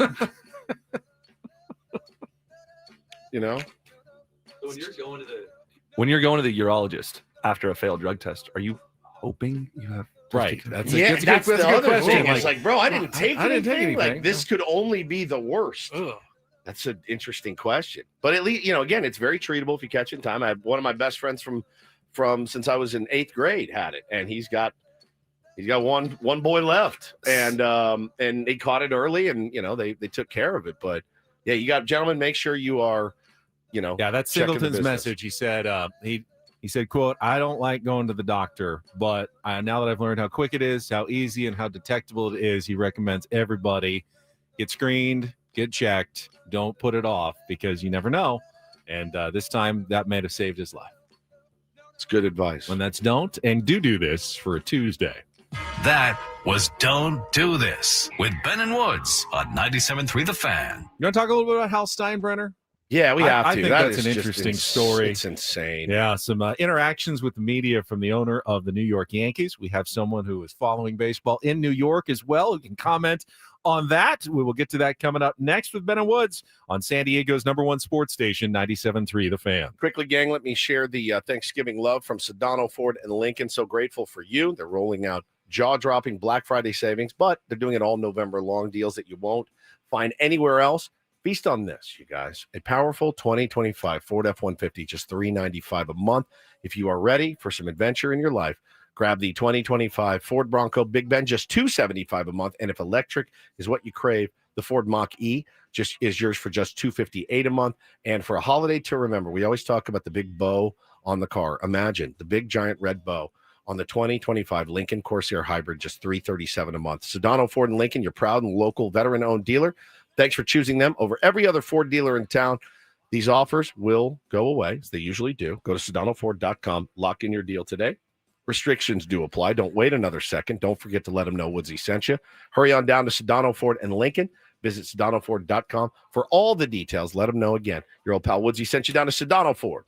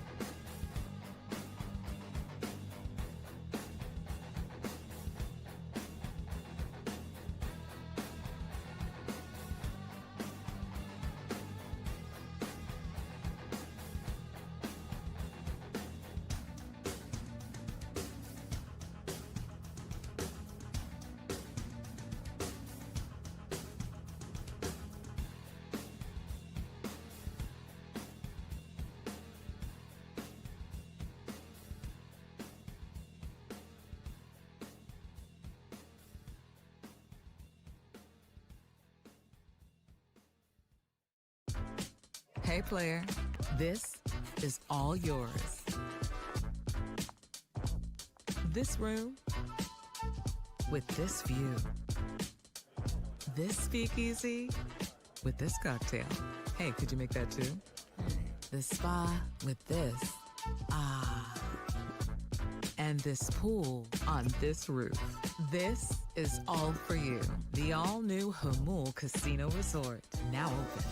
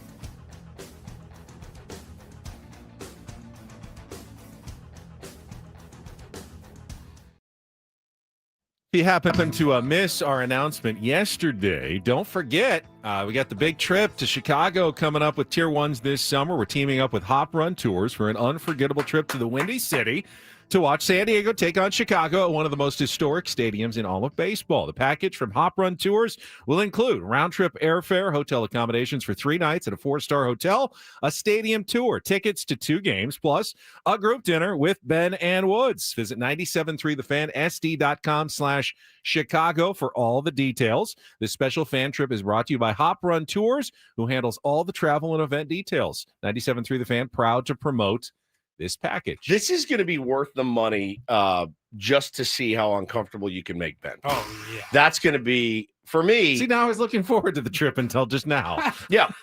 Well, I thought about it yesterday. I hope he's okay. But then again, it's worth the money. Again, just to come up. And if like let's say you've had 7-8 beers and Ben hasn't had any. You know what he likes? Just come up and start wearing him out about baseball. Actually, if you start talking NBA, you're fine. I'll look over the court, be Ben in a Tier 1. What are you guys talking about? Oh, the Timberwolves. Oh, okay. Well, back to your drinks. Are you going to be okay on this thing? I'm going to be great. All right. I think you will be. I think you're really going to thrive coming out of your. I'm looking forward to it. Yeah. That's going to be awesome. I haven't been to Chicago in 30 plus years. It's going to be good.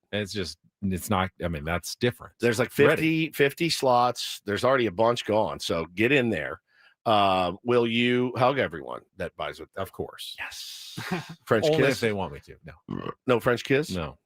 Okay. Oh, you never know. Nothing's off the table. Keep it dry. Nice dry hug. Dry interaction. Okay. As opposed to a wet hug. A French kiss is too wet. That's true. Yeah. That's true. All right. So the Yankees, apparently, poverty franchise, as they think about the Pirates, the old tin cup, the outside Twins, the Marlins, and the Yankees, the poverty franchises in Major League Baseball. What is Hal Steinbrenner talking about? Get to that after a check of traffic here on 97.3 The Fan. From the 855 Get Ross Traffic Center, protecting San Diego after accidents or injury, here's Kelly Danick. Traffic is brought to you by the San Diego District Attorney's Office. Crash is cleared on northbound 805 just past Plaza Boulevard. Now watch out for a stalled car northbound 5 before Pacific Highway. It's partially in the slow lane. And tow truck is still helping to clear this crash in the North County, northbound 15, right before 78. Workers' comp fraud costs us all. Fake claims and premium scams drain $34 billion a year. That means nearly $1,000 more per worker and higher prices for everyone. Workers' comp fraud hurts us all. See it, report it, stop it. Learn more at SanDiegoDA.com. And Kelly Danick with Ben and Wood, San Diego's #1 sports station, 97.3 The Fan. We've seen what increasing expectations has kind of done to the Padres fan base over the last few years, and I'm I'm all for it. And you're one of them I've now, enjoyed yeah. it. Yeah, and I agree. But the Yankees, the expectations are always there's no other expectation every year other than winning a World Series. Indeed. And that's what fans have come to expect.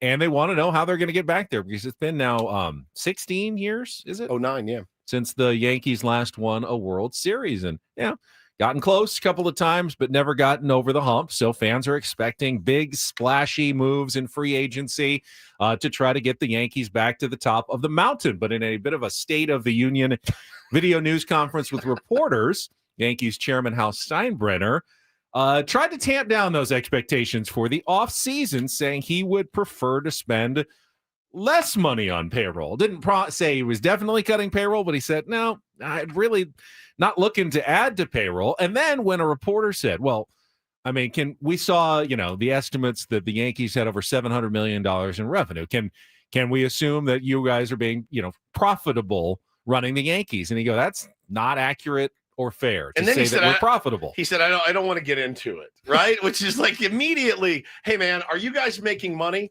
I don't want to get into it. But this is quote. I'm not woodsing this thing up. It's not fair to assume the Yankees made a profit. Quote, I don't want to get into it, but that's not a fair statement or an accurate statement. So number one, you just got into it. Everybody wants to talk about revenues. They need to talk about our expenses, including the $100 million expense to the city of New York that we have to pay every February 1st, including the COVID year. So it all starts to add up in a hurry. Paulie, Google what the Yes Network pays the New York Yankees every single year. I know the Dodgers is plus 350 they start with every year. Yankees got to be not in that category, but they got to be pretty close what they get on a year-to-year basis from Yes. What do they make? What's that check look like from Yes? So it's hard to know because they own it. Part of the Yes Network. So it's a bit of a closed circle that doesn't really necessarily no one will know. Like, I don't know that this financials. number. I don't think this number is totally accurate, but according to Google AI, they say the Yankees receive an estimated $143 million in revenue from their local rights deal. That was a figure based on 2022 data. Okay, so let's say they make 143. Well, that covers that $100 million that you have to stroke your check to the city of New York. You're plus 43. And this is very rudimentary. Payroll was $319 million. Yep. And you took in 750. Steinbrenner talked about all the the development and costs of just running a major league organization, minor leagues, which are they do exist. Those costs are real. They say we're cutting edge on all the technologies and everything. These things don't come cheaply. We're probably spending as much or more than any other team in baseball. So it's not fair to say, you're making money. But I have to say, it's really laughable when you think about it. It's laughable and it's disappointing if you're a San Diego Padres fan, right? If you're hearing, and look, make no bones about it too. What is coming up at the end of the year? Okay, the CBA is expiring. So this is standard operating procedure. It happened the last time there was a lockout. All you heard was the owners going, guys, I need, can anybody spare a dime? Out on the street, anybody. Can anybody spare a dime here?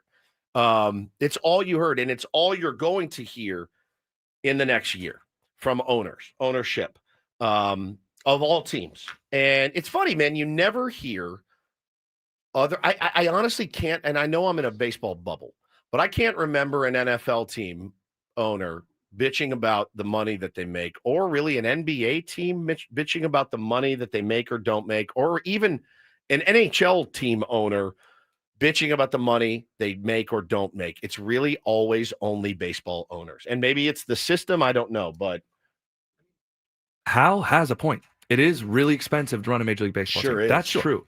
I don't want to pay $7 a gallon to fill up my tank, but I fill up my tank. Right. You're the New York Yankees. You have to have a competitive roster, and you have to spend money to get that. You have to. If you can't figure out a way to turn the largest fan base in the world for a baseball team with a stadium that fills up, the top 4 in attendance, I think, with a giant stadium, luxury boxes, ticket prices are high, the best media deal in the biggest market with, bona fide stars, the history that they have, 27 World Series titles. If you can't figure out a way to make even a little bit of a profit on that, Then just close the whole thing and turn it into a Spirit Halloween store. We're My screwed. God, We're screwed here. What chance does anybody have if the Open Yankees the books can't and make prove money? it. Prove it. Show it to me. I don't believe you. It is, yeah, as KG said, it's a worldwide brand. Worldwide. It is the Dallas Cowboys, who, by the way, don't win anything. They win nothing. And Jerry Jones is like on a pile of cash. He's like, they win nothing. The Yankees are competitive. They're competitive every year. They make the playoffs mostly every year. They get playoff revenue almost every single year. You may be the worst businessman of all time. If you can't turn that into a cash cow that it should be, like your dad did, again, man. And even if you aren't making money, let's say what he's really saying is that when everything is accounted for, every last cent is tabulated, we kind of broke even in the column. Well, good, because your franchise is worth $8.2 billion if you wanted to sell it. Imagine being an American. George Steinbrenner paid what, like $15 million or $10 million for the Yankees or something? I mean, $8.2 billion. Imagine being an American citizen and hearing the owner of the New York Yankees crying poor when you're like, hey, buddy, I would kill to break even. I would kill to get to January 1st and be like, I have no debt. I have no debt. Like, I broke even. It's elite. That's an elite way to live. Even if you broke even, because we all don't have an asset that's worth $8 to $10 billion if we sold it, right?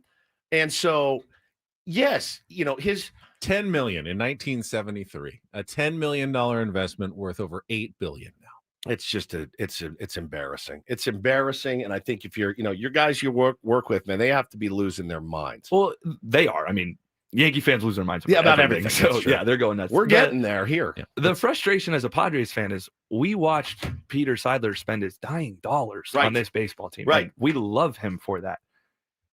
The Padres, on paper, are not as marketable and profitable as the New York Yankees. Correct. So to watch the Yankees complain about it is like, all right, well, if you guys are going to complain, then how is any of the other 26 franchises that aren't the Dodgers, the Cubs, supposed to do anything? It just comes down to the fact of, the owner, like Peter Seidler, is such a unicorn. Because again, I think George had George had a passion for winning, and it was misguided. It was crazy. And if he didn't like the cut of your jib, or you weren't getting the job done, you're out. You're out of a job. Anybody won. He won. And really all that fueled him was winning. And he would do what it took to win. And I think we had that in Peter. Now, we didn't get nearly long enough with Peter Seidler. Peter Seidler made mistakes. Absolutely. Peter Seidler spent money he probably shouldn't have in the wrong places. So did George Steinbrenner. George had a lot more years to do this. Peter would have eventually found his way and found that sweet spot. But like you said, he spent his dying dollars to try to turn this team into a winner. Get this. I'm just looking this up because David J said he paid $8.8 million because 1.2 were sold back as parking garages. His own investment, George Steinbrenner's actual personal investment to start, $600. He borrowed $168,000. I mean, you can't even get a 2-bedroom apartment in Bakersfield. You can't for get that. a 1-bedroom apartment in Bakersfield for that. And now that investment is worth $8.2 billion. And his son is crying poor.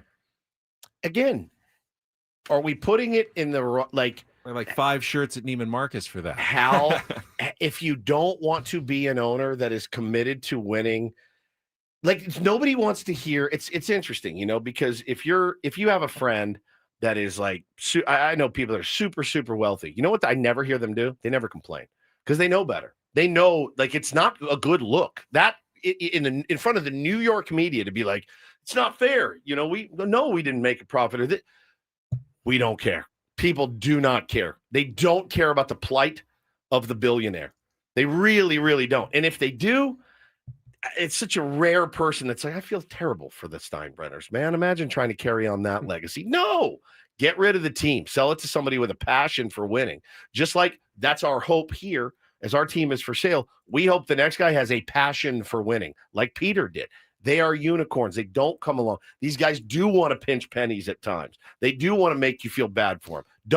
Don't. It's going to be a somewhat distasteful year when it comes to this stuff because December 1st, 2026 is the date the CBA expires. And between now and then, so 12 months. That's what you're going to hear.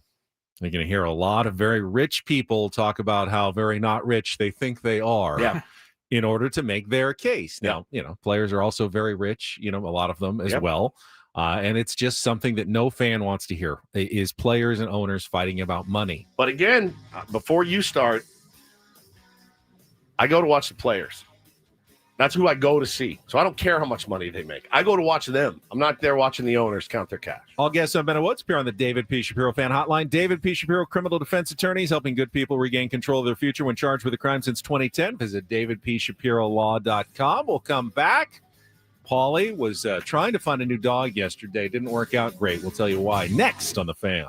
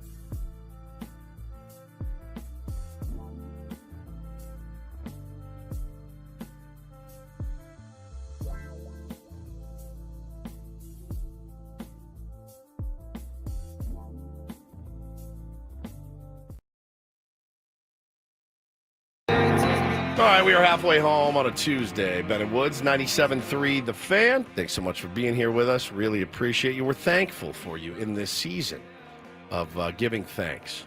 Very thankful for you guys. I'm Woodsy. That's Paul Reindl, executive producer of the program. Ben Higgins, your friendly neighborhood sports anchor, joins us as well. And we're joined in studio by our pal Ryan Cohen, home visiting family for Thanksgiving. Wanted to drop by the Ben and Woods biosphere. Said we'd love to have you anytime. So welcome in. Ryan, good to have you. Always stoked to be here with you guys. I'm very excited for Thanksgiving. Yeah. Because you eat a lot of food. Have you been picking at your nose? Yeah. Oh, no. Bleeding? It looked over, and I said, what happened? What'd you do? Is it bleeding? I've had this zit on my nose. You know you're not supposed to pick a zit. You know that. I know. It had a little loose skin, though, and I just wanted to get it off. And... Loose skin? Cannabis? Sorry. At least I don't have to anchor on television all night tonight. You've made it look worse I'll cover now. it in makeup like I did last night. I didn't even notice it I last know, night. because I covered it in makeup. Oh, have you ever used a pimple patch? Yeah, when I was like 17. Oh, they make them now. You just put it on, it kind of covers it up. I wear them to work. You didn't even notice Wear it on sometimes. television, really? Yeah, you can't even notice it. It's like they're like clear, but it covers the pimple. It's hard when you are dusting it. It makes it irritates it though when you have the makeup on it, so it makes it harder to heal. I can't stop You get staring all at it. the I didn't makeup even in the I pores. noticed Yeah, it, no, and then just over the break, I kind of reached up to my nose and I felt it, and I shouldn't have done that. That was a mistake. that's a huge faux pas. I know. Now, like Rudolph, I get it too. I get an ingrown right here, and the tip of my nose shines red. Those ones hurt. It hurts so like bad. and you can't touch it. This one doesn't hurt. Like It's a light just bulb. Yeah, like a light bulb. just won't heal properly. All right. Can I do anything for you? Let me get you a bandage or anything? No, that's fine. It looked tough if you wore a bandage on the news. Like, what did he do? Did Aubrey Huff finally find him and punch him out? Bloodied his nose? Yeah, got into it. Did you guys see his tweets over the weekend? No, Those were a wild ride. He's still out there doing his thing? He did a tweet about how to seduce women. It was, I'm sure if we can find it, I'd like Ben to read it, actually, because it's absolutely incredible. You've never seen anything like it. It's the in the manual for how not to meet women, the way that he did it. I can imagine. It's absolutely incredible. Are you looking right now? I'm looking. Yeah, Ben's looking. I want to hear Paulie's story. Is it a sad story or a happy story? Oh, it's long. Wow. Very long. Just give us the greatest hits. I don't know. Can I read this? Is it? Yeah, I mean, there's some of them. I mean, I haven't proofread. Oh, that's all right. At all. You just want me to go right Yeah, into just it? off the cuff. Fellas, next time you go up to a woman at a bar, do this.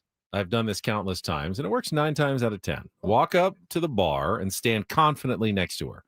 Order your drink from the bartender and immediately look into her eyes and don't break contact until she does. While looking into her soul, shout out to the bartender confidently, and please, my good sir, get this little temptress whatever she's drinking. Introduce yourself in a seductive and deep, confident tone, which intrigues her sexually, proving you're a confident man, not afraid to ask for what he wants. Then make an offhand remark, which should make 0 sense given the situation. Her curiosity is now piqued, although he spelled it wrong. Yeah. When the bartender delivers the drinks, ask him for a napkin and a pen.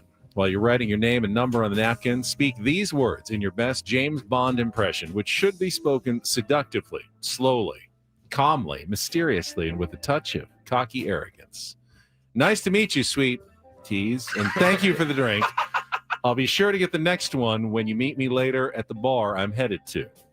Just slide the napkin to her while graciously letting the bartender know to put your drink on her tab. Okay, put drink on Her tab. Her Then tab. simply walk away, leaving the bar. Her tab. This sounds like a D move, but you will be amazed how many times you'll get a text wondering which bar she should meet you at. It's like shooting fish in a barrel. You crushed that so.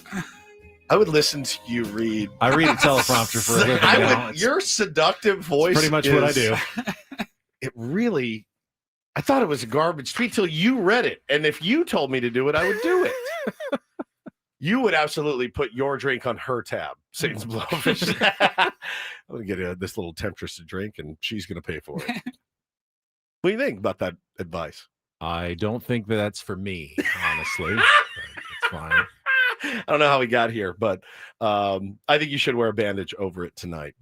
And again, you can say Aubrey Huff punched you in the nose. And do the news in my most seductive in your voice. please. Will you do some seductive tonight? Seductive reads. I'll be watching. I'll find one that works for you. Okay, I think good. I'd I'll let rather you just know. say I picked a zit off my nose and that's why I'm bleeding, That's- rather than be like that clown Punch me in the nose. punched me in the nose. Yeah. I mean, I wouldn't mess with him, but it's pretty funny. Oh, he's a big softy, I promise you. Yeah, you say that. Paulie's a big softy. He was looking to adopt another dog yesterday. Yeah, we've Is this a sad story or is it? I don't think it's a sad story at all. It's a it's a story, I thought. Yeah, we started our journey into finding the next dog to rescue. because you lost your dog recently. We lost a dog a couple of months ago. What was that dog's name That again? was Daphne. Daphne. And I about a was year gonna and a say half. Sammy. I don't know why. A year and a half before that was Jackson. We had to put. So we started with 3. We got down to 1, and we've been ready to add a new one. Because And so, one is lonely. yeah. Edie is lonely. Edie needs some friend, somebody to hang out with Sure. during the day, and we also are, we've got that void that you're still feeling, and Sure. so we've filled out some applications online and kind of looked around, and then we were driving around yesterday doing some shopping, and I was like, anywhere else you want to go? And she goes, let's just go up to the shelter. Let's go up to the Rancho Coastal up in Encinitas. Yep. She's gotten like 3 dogs. Her family's gotten dogs there forever. Sure. And so she's like, let's just go up there and see, because they have a first come, first serve policy. They don't really make appointments. They'll help you out, of course, but it's first come, first serve. They have the viewing hours throughout the day. So we're like, all right, let's go. So it's about 1:30 probably. We get there and we're looking at some dogs. Oh, and I turned the corner and I saw his name is Thunderbird. He's a 1-year-old Thunderbird. 1-year-old Chihuahua mix. And he checked off like every box that we had been looking for in a dog. He's just Soon as you turn the corner. sweetest thing. Like we were kind of going down the line of all the kennels. And Megan was looking at one dog, and then I kept moving, and I looked down into this little area, and I go, "Oh my god, This is the one. And Megan, she goes, "Oh," she starts crying almost immediately. This is like when Ben walked into Explicit and the first one that he saw. Yes. He said, yes, and I had warned him in the parking lot, don't do this. It's going to be very This easy. is your first time. It's easy to fall in. She was not up for adoption. She was not. But I said, just remember, this is your first time. Don't fall in love with the first one. Okay, Woodsy, I won't. I promise. I Yeah. promise. How long did that last? 30 seconds later. 30. That was it. Rest is history. Yeah. All Yeah. right, No, so- we had a game plan. We're like, look, we're not bringing anybody home tonight. Like we're just seeing what's there. We're starting. That the was his game process. plan too. Yeah. Yeah. Yes. And then sure enough, we're thinking, all right, checks off every box. Like maybe this is just a sign or whatever. So we're talking, we're playing with them. And I mean, the girl comes back to us while we're playing with the dog. She goes, do you have any questions? I'm like, I don't want another family to see this dog. What do we have to do? Can you put it behind the counter Yes. until I get back? Just box it up for me. We'll be back. And she goes, no. Okay, so the next step is you guys have another dog. You got to go bring your other dog here so that they can interact and find out if it's going to be a good fit for you. So we'd gone through all the interview process, and then that's where we're left. She goes, by the way, we do stop interactions at 3:00. We're in Encinitas. It's about 2:15. Ooh, you got 45 minutes. And we have to, again, they do visitations until 4, but they stop welcoming new people after 3:00. So there was a potential, I suppose, that somebody could show up in that hour and a half with their dog and be like, we really love this dog. We want to take him home, and we'd be screwed. Or with no dog.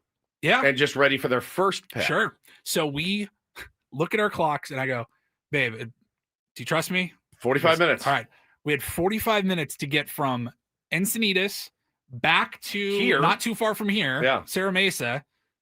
2:00, 3:00, traffic starting to pick up. Yep. Had to grab Edie, throw her in the car, and get right back up to Encinitas before 3:00. I got there at 2:57. Wow. And so then we end up we get all situated, and they bring the dog in. We're going to do the meet and greet or whatever, the interaction. And the dogs didn't get along super well. Damn it. And it's not even that they didn't get along. It's just that Edie is 12 or 13. She's a little bit older and she's a little more chill. This dog is 1 year old and every bit of 1 year old. He still looked like a puppy and he had the energy of a puppy. He just wanted to get in her face and just check her out, sniff, and she was not having it. She was kind of showing some teeth like, hey, back off. But they didn't start fighting. We're like, is this a bad sign? And the girl goes, Yeah, he's gonna be up in her grill, it looks like, and she wants probably a little bit older dog, maybe somebody that's just a little bit more relaxed and isn't gonna be up in her personal space. So it didn't work out for us, but hey, if you're looking for a dog, what's his name? The Terminator? Thunderbird. Thunderbird. Here's a question. Now, if you had adopted, is it okay to change the name, or once it's got its name, we would change the name. You would have changed the name. Yeah, well, we would have. so I told Bo this story yesterday because it was happening in real time while he and I were out doing grounders. And I said, oh man, Paulie almost got this dog. And he goes, what do you mean almost?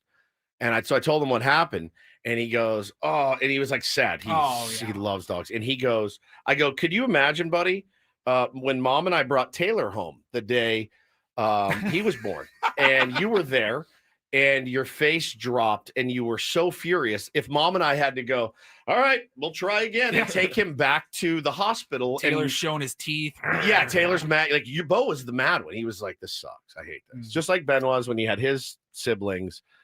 Bo's very much like you. He said, we had such a good thing going here. I got all the attention. It's not uncommon for a first child. It's be eagerly anticipating a younger brother or sister. But if it worked that way, we would have had to literally go back to scripts and be like, this one didn't work. So we'll see you guys in like another year. I feel bad for Thunderbird because you would have been I don't great feel home. bad. Thunderbird's off the market. He's probably going to be around too long. Yeah, we got hundreds of people on our stream who just saw Thunderbird's picture. There's going to be another race up to Rancho Coastal again to see who can claim Thunderbird as fast as possible. Certainly anticlimactic. I mean, I felt like it was a scene in Fast and the Furious there for about an hour, just trying to get there, get down here, get back up there in time. All right, practical question. Yeah. Practical. Not mean question. Practical. The next, now, you can't go, you have to go to another dealer, dog dealer. Dealership? Another dealership. Because you don't have to. Now, I mean, right. But is there a thought of going into the next one and be like, we don't even have a dog. This is, you know what I'm saying? That's not. I don't think that's fair to either of the dogs. Because my theory is that they would have eventually learned to get along. Yeah, I think so. But then I don't think in that situation it's the right fit.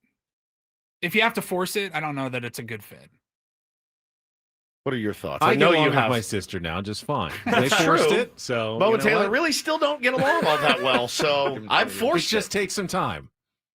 All right. It's tough when your dog is as old, I think, as old as yours to introduce anything. Any dog. That's going to be tough. She's a sweetheart. Might be trouble. I think if in a perfect scenario, when you bring them in for that little interaction meeting, you want them to just be engaged and like sniffing each other, kind of checking each other out, and then doing their own things. It's if they're going to be in each other's grill. The reason I ask is now I'm afraid. Like Thunderbird needs would be great for like a young couple, maybe that don't have kids or another dog, or have a big space for him to be running around because he's got a lot of energy. Do you want me to go get him for you? I'll go get. I don't have a dog actually. I'll go. You only have 5 cats. 4 cats and 2 kids. And should I go in and be like, I'm here. I have no dog. I don't know Paul Reindl or Megan Reindl. Don't listen to the 8 o'clock hour. I would just like to get this dog and then I'll gift it to you guys. Because I don't think you're overreacting by any stretch. I've had that before. It's tough. And it's one of those things where I was just like, I was definitely figure it out. Figure it out, both of you. Yeah, like, I've never like gone to a shelter to pick out a dog. That was my first time doing that. The dog that I got 10 years ago was kind of just left on my door, one day by a friend. Maybe Edie was stressed about the 150-mile-an-hour ride to the kennel. I think Edie was stressed out because that's where she came from. Oh, and she's like, "Oh no, I'm back." I'm back. 13 years a long enough time, kid. Yeah. No, I mean, look, another family's going to take Thunderbird and they're going to be happy. And there's going to be another one that is the right fit. Like Nick says, could you imagine if we wanted to get a cat and the lady was like, yeah, you're going to need to bring all 4 of your cats in. I'd be like, never mind. They just give cats to anyone. Cats are they don't care. If you're watching on YouTube, there, you look at the picture of him. You want a dog? That's your dog. Little Thunderbird. He is unbelievably cute, and he was so fun. He was climbing all over us, kissing us. Wiry. Yeah, he's wiry. I like it. But we'll find another one. It's all good. That was the first dog that we looked at. I was not expecting. I don't want to ask this question, but I have to for the radio. So now, are you afraid now? And it's only been one interaction. Yeah. You haven't tried multiple. No. But are you afraid now you may be pigeonholed into Edie for a while until maybe. Oh no, I think we You could could easily start- have a dog within a week still. Okay. I was 2 thinking weeks, you just 3 wait, like- start fresh. We're not. No, we're not in. I'm Like, just asking the question that he was too afraid to ask. we're not in a super big rush. Okay, we're all right, just gonna all right. chill and wait for the right one. Okay. But she does good with other dogs, neighbor dogs, Okay. whatever. It's just gotta find the right one. Okay. Just asking the question. Puppies are always tough. They're impossible, Puppies are dude. tough. Year-old dogs See, are insane. I was being ambitious. We didn't want to do the puppy phase per se. Yeah. But I was like, at least Hey, a year. a year. Got a year under his belt. We're probably more in like the 2 to 4 year Yeah, old. my range. dog just got out of her puppy phase. She's 8. So, Right. And she's solo now, but she's happy. Yeah, she's happy now. That's good. Kind of like me. Yeah. Good This luck out- to you, Paulie. Thank you. And I hope that it works out. And if Yeah. if you need me to do anything, If I need if you anything, need anything I'll let shady, you I'll do know. it. Yeah. I And almost let like, us know if you adopt. you Thunderbird live out much there. closer to Rancho Coastal. I'm like, hey, bro, I need you to go distract them. I Give need me you to go- Edie for a weekend. I'll take her around and see which one she gets along with. This hour on 97.3 The Fan is brought to you by Mission Fed. From first accounts to big life moments, Mission Fed can help. Saving shouldn't be stressful. Mission Fed makes it easier with great rates on savings, certificates, and ultra money market accounts. Grow your money the smart way. Check the latest rates and open an account at missionfed.com. Membership and account criteria apply. Who wants to play Take on Woods? Our game coming up next, musical trivia. You wish you could play me. I don't even know who's in Guns N' Roses, but you're playing Woods, But it's who's not Flea. who's I'll tell very you good that. at this game. 833 Where's Flea? Oh, which one's Flea again? 833-288-0973. Your chance to Legend. qualify for a trip to Las Vegas to see Sammy Hagar, who was definitely in Van Halen. Yes. Good job. 83. Well, I did get to meet him at least. 833-288-0973. That is coming up next after a check of traffic here on 97.3 The Fan. First, though, Woods and I want to remind you, the holidays are coming up. You're going to have a lot of interactions with family. When you're sitting around the Thanksgiving table or spending the holidays, look at all the people around that you care about, and then think about what happens if something should happen to you. Are they taken care of? Have you written down something that indicates what should happen after you're gone? Just start with like, hey, Dad, how's your will doing? Or your trust? Sure. Right? I'm assuming, you assume that when somebody has a family, they automatically get the trust or will. And it's just not the case. I waited so long. Ben waited even longer than I did. And we were both kind of embarrassed about it. So go to trustandwill.com. Use the code FAN when you check out. It's even easier. Even easier. We've made it easier. FAN when you check out. And make sure you handle that business. Get that trust, as our friend Dominic in the chat says. Keep your family out of probate court. It is long, it is arduous, it is expensive. And when you let your family know about this, you're not dooming them to a long process in a lawyer's office and thousands of dollars in expenses. It's all online. Takes less than an hour. You're just answering some questions, and at the end, you have real legal documents, a will or a trust that can help keep your family out of probate court and settle any disputes before they start. Do it today. Go to trustandwill.com. Use code FAN at checkout for 20% off your Trust and Will at trustandwill.com.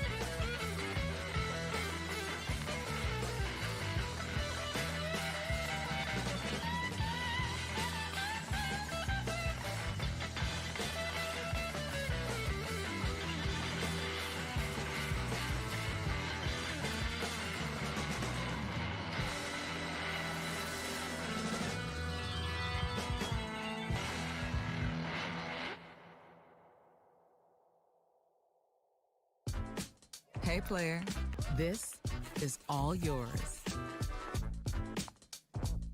This room with this view. This speakeasy with this cocktail. Hey, could you make that too? The spa with this. Ah. And this pool on this roof. This is all for you.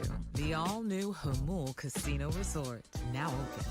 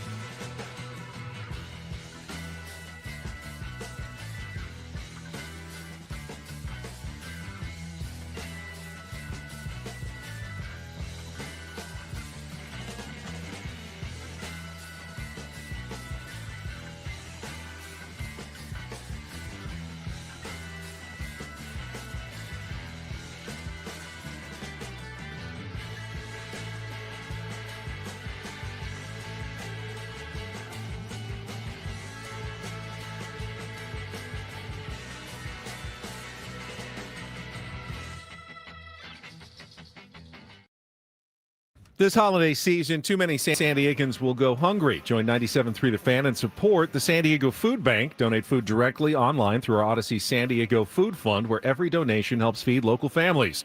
Go to 973thefansd.com/food fund and give today. All right, we got a contestant. Well, we did have a contestant on the line. Now we lost him. 833-288-0973. 833-288-0973. We'll talk a little more about the Aztecs' embarrassing loss to Michigan last night. Where do they go?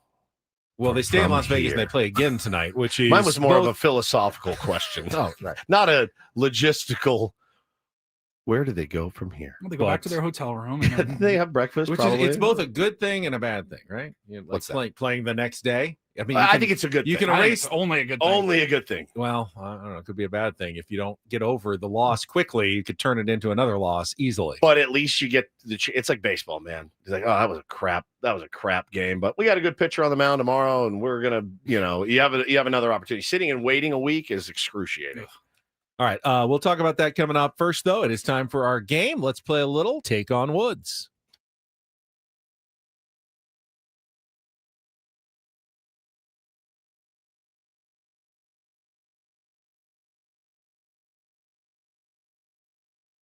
Take on Woods, brought to you by Bay Alarm, security and fire alarms for every business. We got you, and Matthew called in. Matthew, you there? Yes, I'm here. He's here. He's excited, too. Yeah. Too excited. All right. Well, I would be, too. I think it's the right level of excitement. You got a chance to qualify for Las Vegas here. If you can beat or tie Woods, it would be a 2-night stay at the Park MGM. Tickets to see Sammy Hagar in concert on March 20th. I love Sammy. Of course. We all love Sammy. And a $100 gas card as well. Get your tickets for Sammy Hagar at Ticketmaster.com. All right, you get to pick our category today, Matthew. Here are your choices. We've got Guns A-Blazing, 5 song titles and artists, including the word gun or guns. We've got our all 2-second song category. It's called A Bundle of Joy. Song titles are artists that include the word joy. And we have bands fit for a king, 5 bands who all have king somewhere in their name. So, Guns A-Blazing, Bundle of Joy, or bands fit for a king. Matthew, what is it? Guns A-Blazing. Guns A-Blazing. He is Guns A-Blazing on this one. All right. Today's category features 5 song titles. How much coffee have you already had this morning, Matthew? Oh, I haven't had my coffee yet. You have not had coffee. Don't, please. 5 song titles and artists that include the word gun or guns. 60 seconds. If you don't know an answer, you can say pass. We'll come back to it if there's time left on the clock. You'll go first. Woods goes second. You're trying to beat or tie him to qualify for the grand prize drawing. First question is the 2-second song. You get 2 seconds of music. You need to give me the song title and the artist for that one. You know how to play, Matthew. You ready to go? Oh, yeah. All right, here we go. Let's put 60 seconds on the clock. The category is Guns A-Blazing. Your time begins when Paul plays the music. Good luck, Matthew. Let's take on Woods. James got a gun. Aerosmith. Correct. Which LA band sold to then 30 million copies of their 1987 debut album Appetite for Destruction, and Flea is not in the band? Correct. Warren Zevon sings of Cold War espionage in Havana and asks his fathers to send what three things in the title of a 1978 song? Colson Baker, who recently had a child with Megan Fox, rose to fame in 2010 under what stage name? Pass. Green Day's most recent song to hit the Billboard Top 40 was which 2009 track that dealt with the subject of patriotism? Pass. All right, back to Warren Zevon, sings of Cold War espionage in Havana. And Lawyers, Guns, and Money. Correct. Lawyers, Guns, and Money. Colson Baker, who recently had a child with Megan Fox, rose to fame in 2010 under what stage name? Colson Baker? I have no idea who Colson Baker sorry. is. All right, we got three though. You got Janie's Got a Gun by Aerosmith, Guns N' Roses, ironically today in the category. Someone says Matthew has been rattled. Absolutely, Yeah, Matthew has me you're rattled. flustered. Lawyers, Guns, and Money by Warren Zevon. It was Machine Gun Kelly is Colson Baker, and 21 Guns is Green Day. I don't know, 3 is not a bad score. Hang on the line, Matthew. See how you do. Okay. All right, Matthew's score is locked in. Matthew is full of energy this morning. Oh, yeah? Yeah, you need He's to got talk Ben to Hall like You in a need to talk to tizzy. Matthew. I'm a little bit rattled by Matthew. What happened? He's just Matthew, you'll still find there? out. Just stay, Matthew. Say hi to Woods. Don't tell him what's coming up. You want me to say hi? Yeah. Hey, Woods. Hey, How buddy. you doing? I'm good. How are you? Good. Sorry about last week. I tried to call in, but it was a schnaffle. I talked to Lauren O'Brien. She texted me. Matthew thinks he got banned from the show. I think he was the one that called, and we couldn't hear him. Oh, no. Remember, he kept calling. He kept Clearly calling. today, Matthew. All right, good. All right, More than put you back on hold. All right, All right, back here on we hold. go. Let's put 60 seconds back on the clock. No category for Woods. Your time begins when Paul plays the music. Good luck. Let's take on Matthew. That's Janie's Got a Gun by Aerosmith. Correct. Which LA band sold to then record 30 million copies of their 1987 debut album, Appetite for Destruction? Guns N' Flea is not Roses in and it. Flea.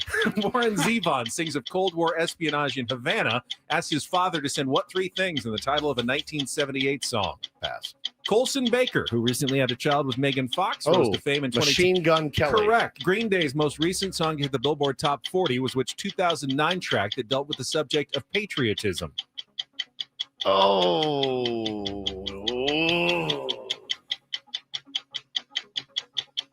Lay Down Your Guns? No, good guess. Damn it. Warren Zevon sings of Cold War espionage in Havana, asks his father to send what three things in the title of a 1978 song? Flea, Guns, Taint. Oh, Lawyers, Guns, and You Money. kind of needed that one. That's I didn't 3-3. get Matthew, congratulations. Celebrate more. There you go.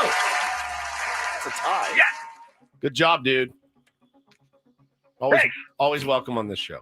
Try some brewed decaf. He has not had any coffee yet. That's I asked him. That insane. was my first question. Oh, yeah. Are you mainlining Red Bull? Yeah, Like, right? What's Celsius. He's fired up. He is. All right, hang on the line, Matthew, because Paulie needs to get your information to make sure you're into the drawing. Congratulations.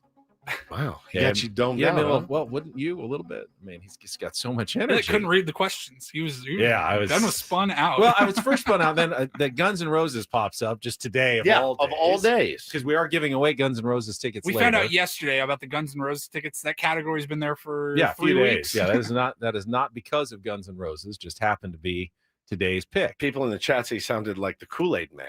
Oh, yeah. Or Randy Macho Man Savage or Don Orsillo you could do. That's right. Oh, yeah.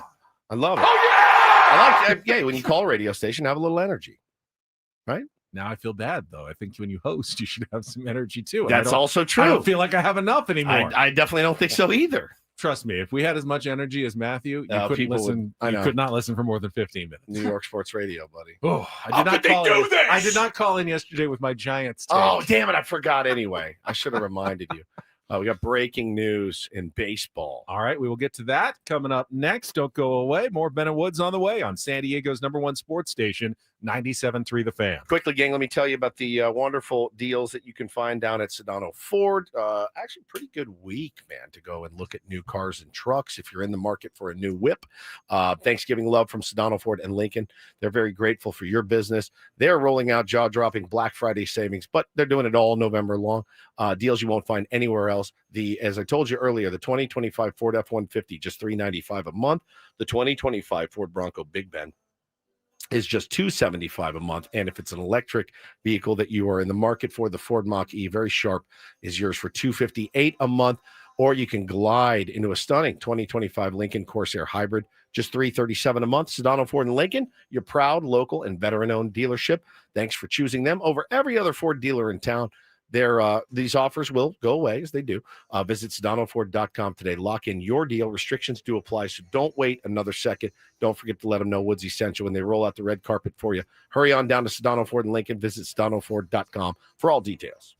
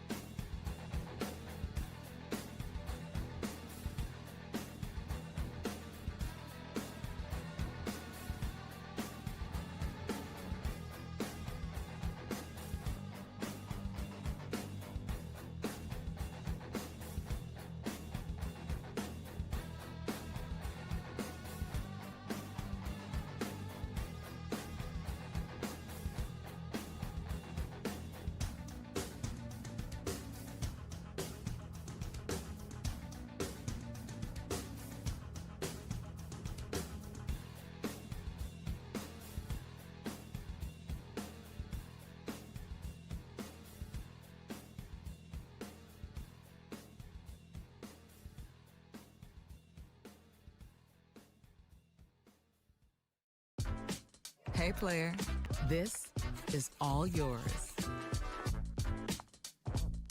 This room with this view.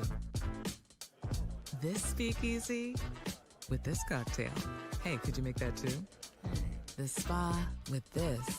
Ah. And this pool on this roof. This is all for you. The all-new Hamul Casino Resort, now open.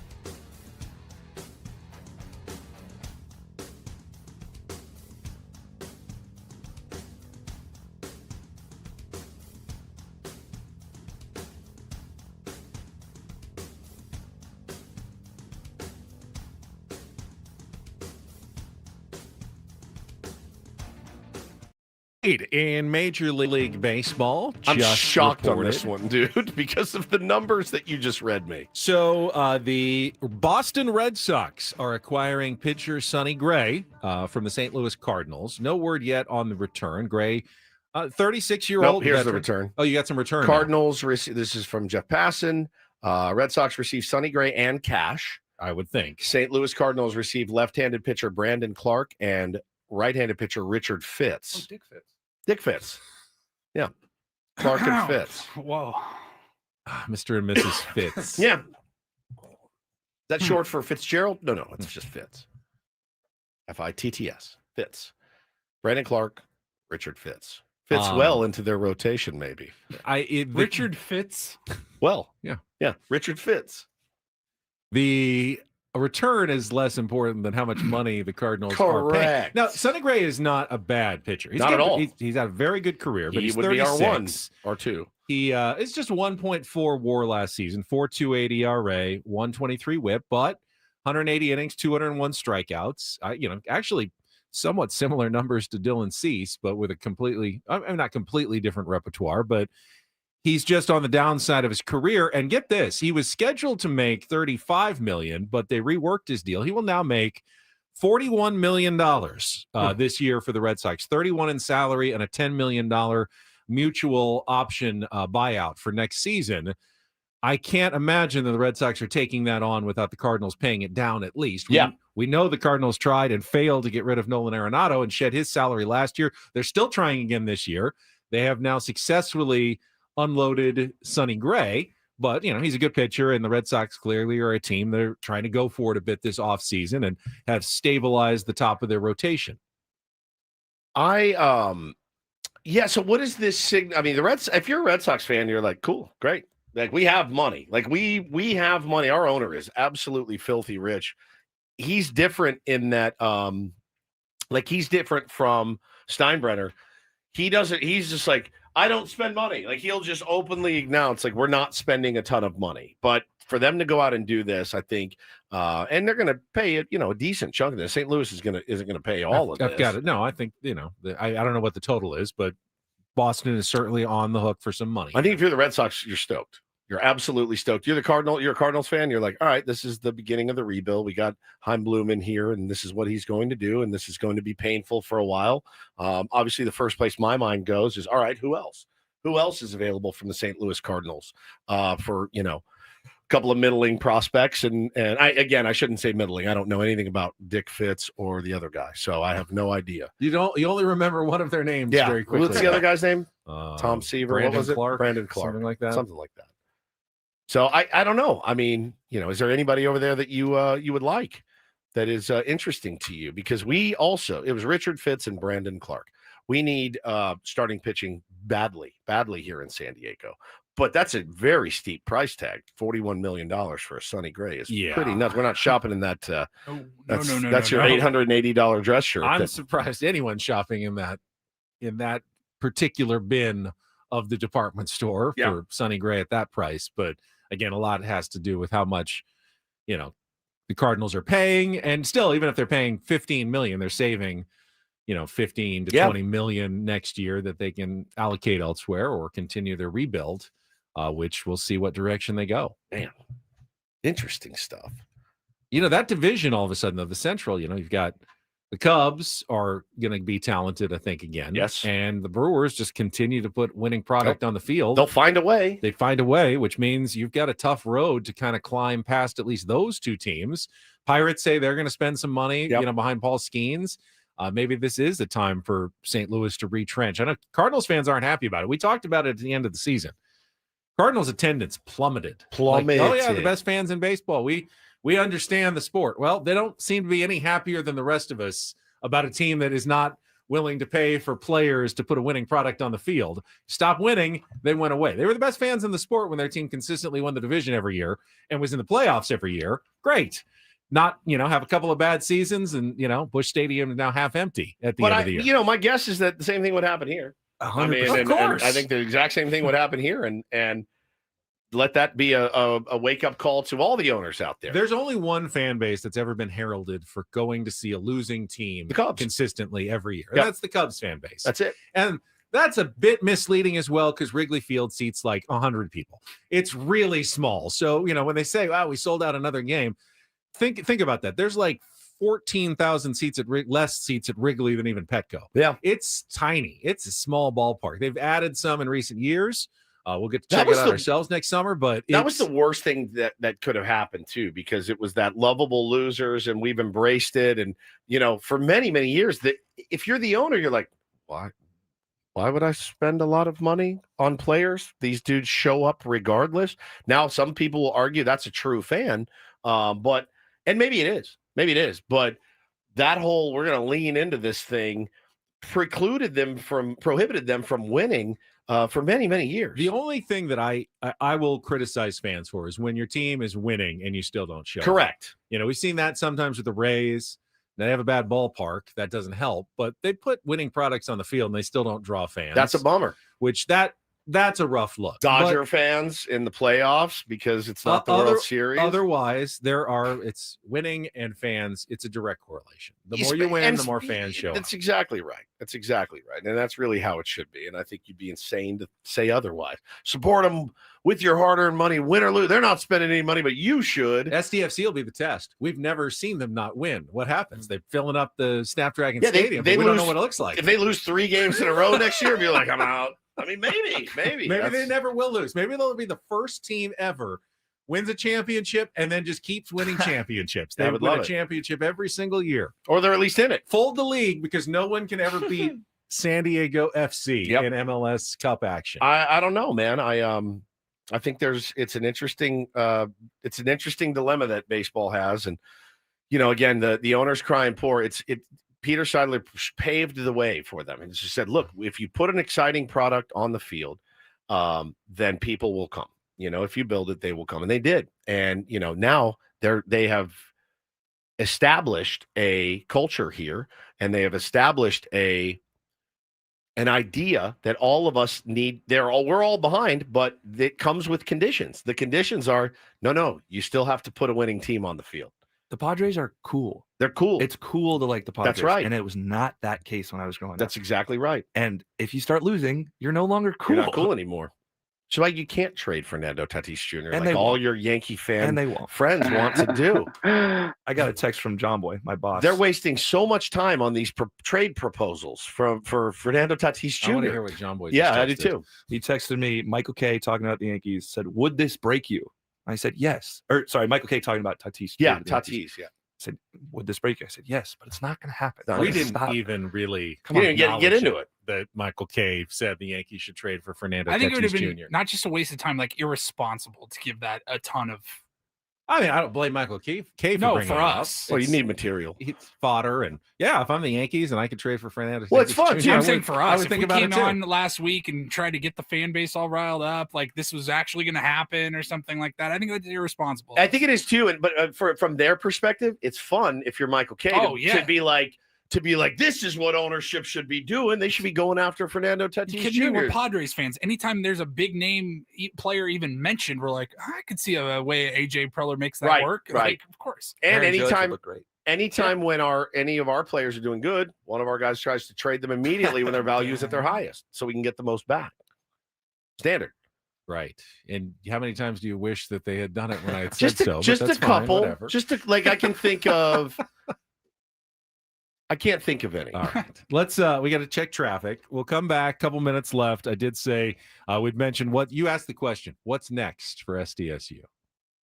Yeah. Yeah. What's next? It's an interesting question. Where do they go actually. from here? We'll get to that after traffic on 97.3 The Fan. From the 855 Get Ross Traffic Center, protecting San Diego after accidents or injury, here's Kelly Danick. Traffic is brought to you by the San Diego District Attorney's Office.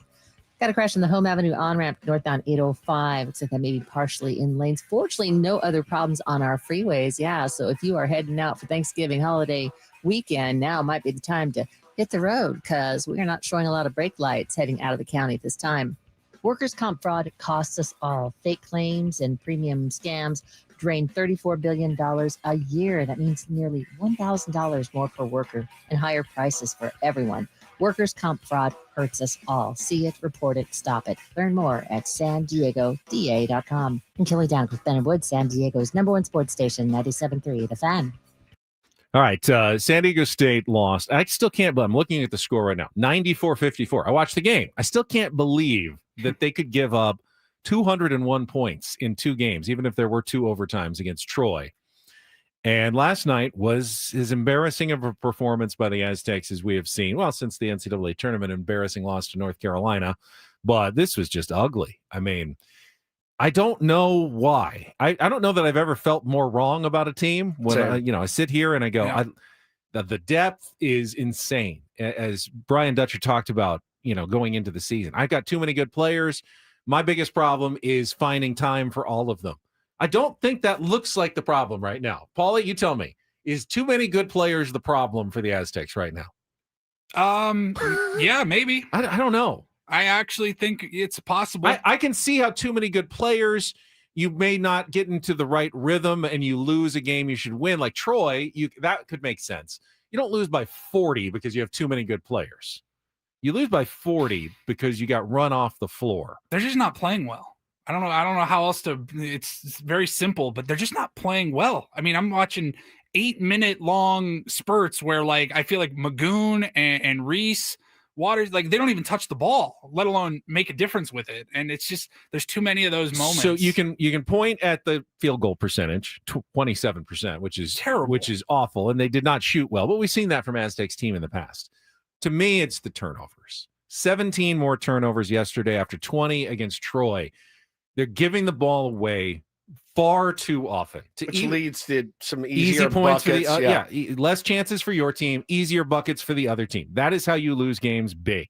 Turnovers are the big issue. We've seen and sloppy ones, dribbling it off a foot, out of bounds, just getting trapped in the wrong places. The offense just does not look like it's clicking on any level right now for San Diego State. And then that's showing up then on the defensive end because you are giving away more fast breaks, more rebounding. I mean, with Michigan, it was tough because they're huge, but too many second chance points, third chance, fourth chance points in the game yesterday that just couldn't do anything that really allowed them to stay in that game against the Wolverines. He said, Dutch said last night after the game, I did like this, puts it on himself. He said, when you're bad from the top down, and I'm the top.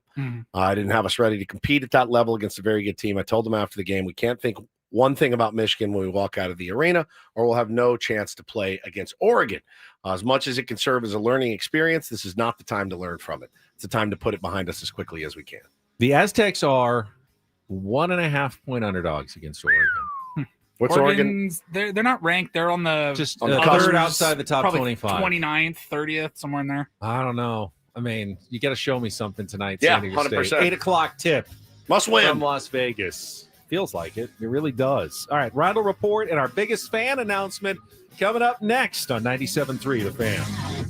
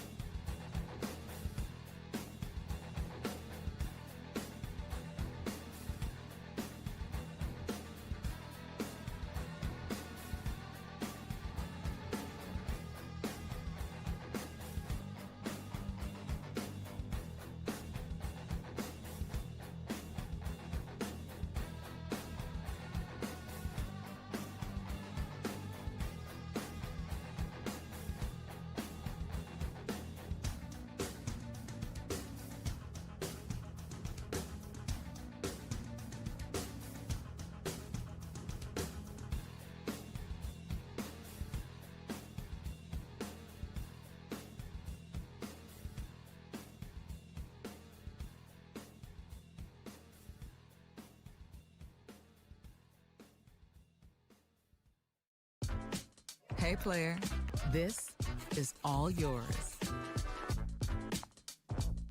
This room with this view.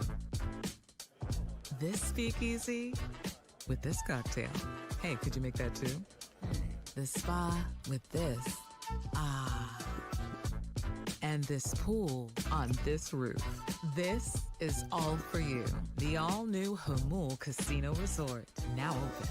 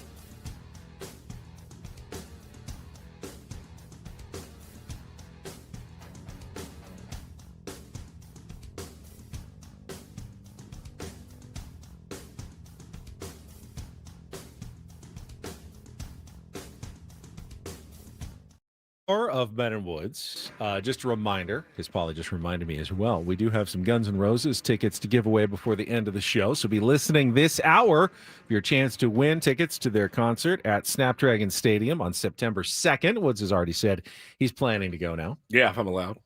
We have our Reindl Report momentarily. First, though, to kick off our 9 o'clock hour, it is time to announce the name of today's biggest fan. If you hear your name called, you're going to have 10 minutes to call us back at 833-288-0973. If you do so, you'll qualify for our grand prize, 20 tickets, you and your friends, a night in our Odyssey Suite at a Padres game at Petco Park next season with all the fan staff, catered by Spiro's Mediterranean Cuisine. So our tier 1 on the clock is Nookie Chittafong. Nailed it. Nookie Chittafong from San Diego.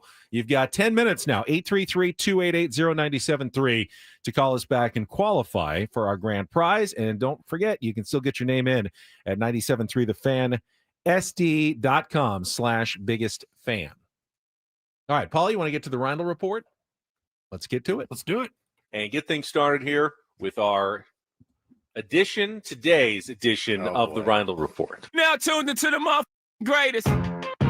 Welcome to the Reindl Report with Paul Reindl. Hi, Paul. All right. 2 stories from the world of sports that we haven't gotten to yet. We'll start off in Major League Baseball. And 1 story that you didn't know you needed. Are you laughing, biatch? It's the Reindl Report Hey, Paul, how you doing? Okay, how are you? on 97.3 The Fan. Are you ready to bless the mood? I need some help, please. That was good. Can I get a yeah? Oh,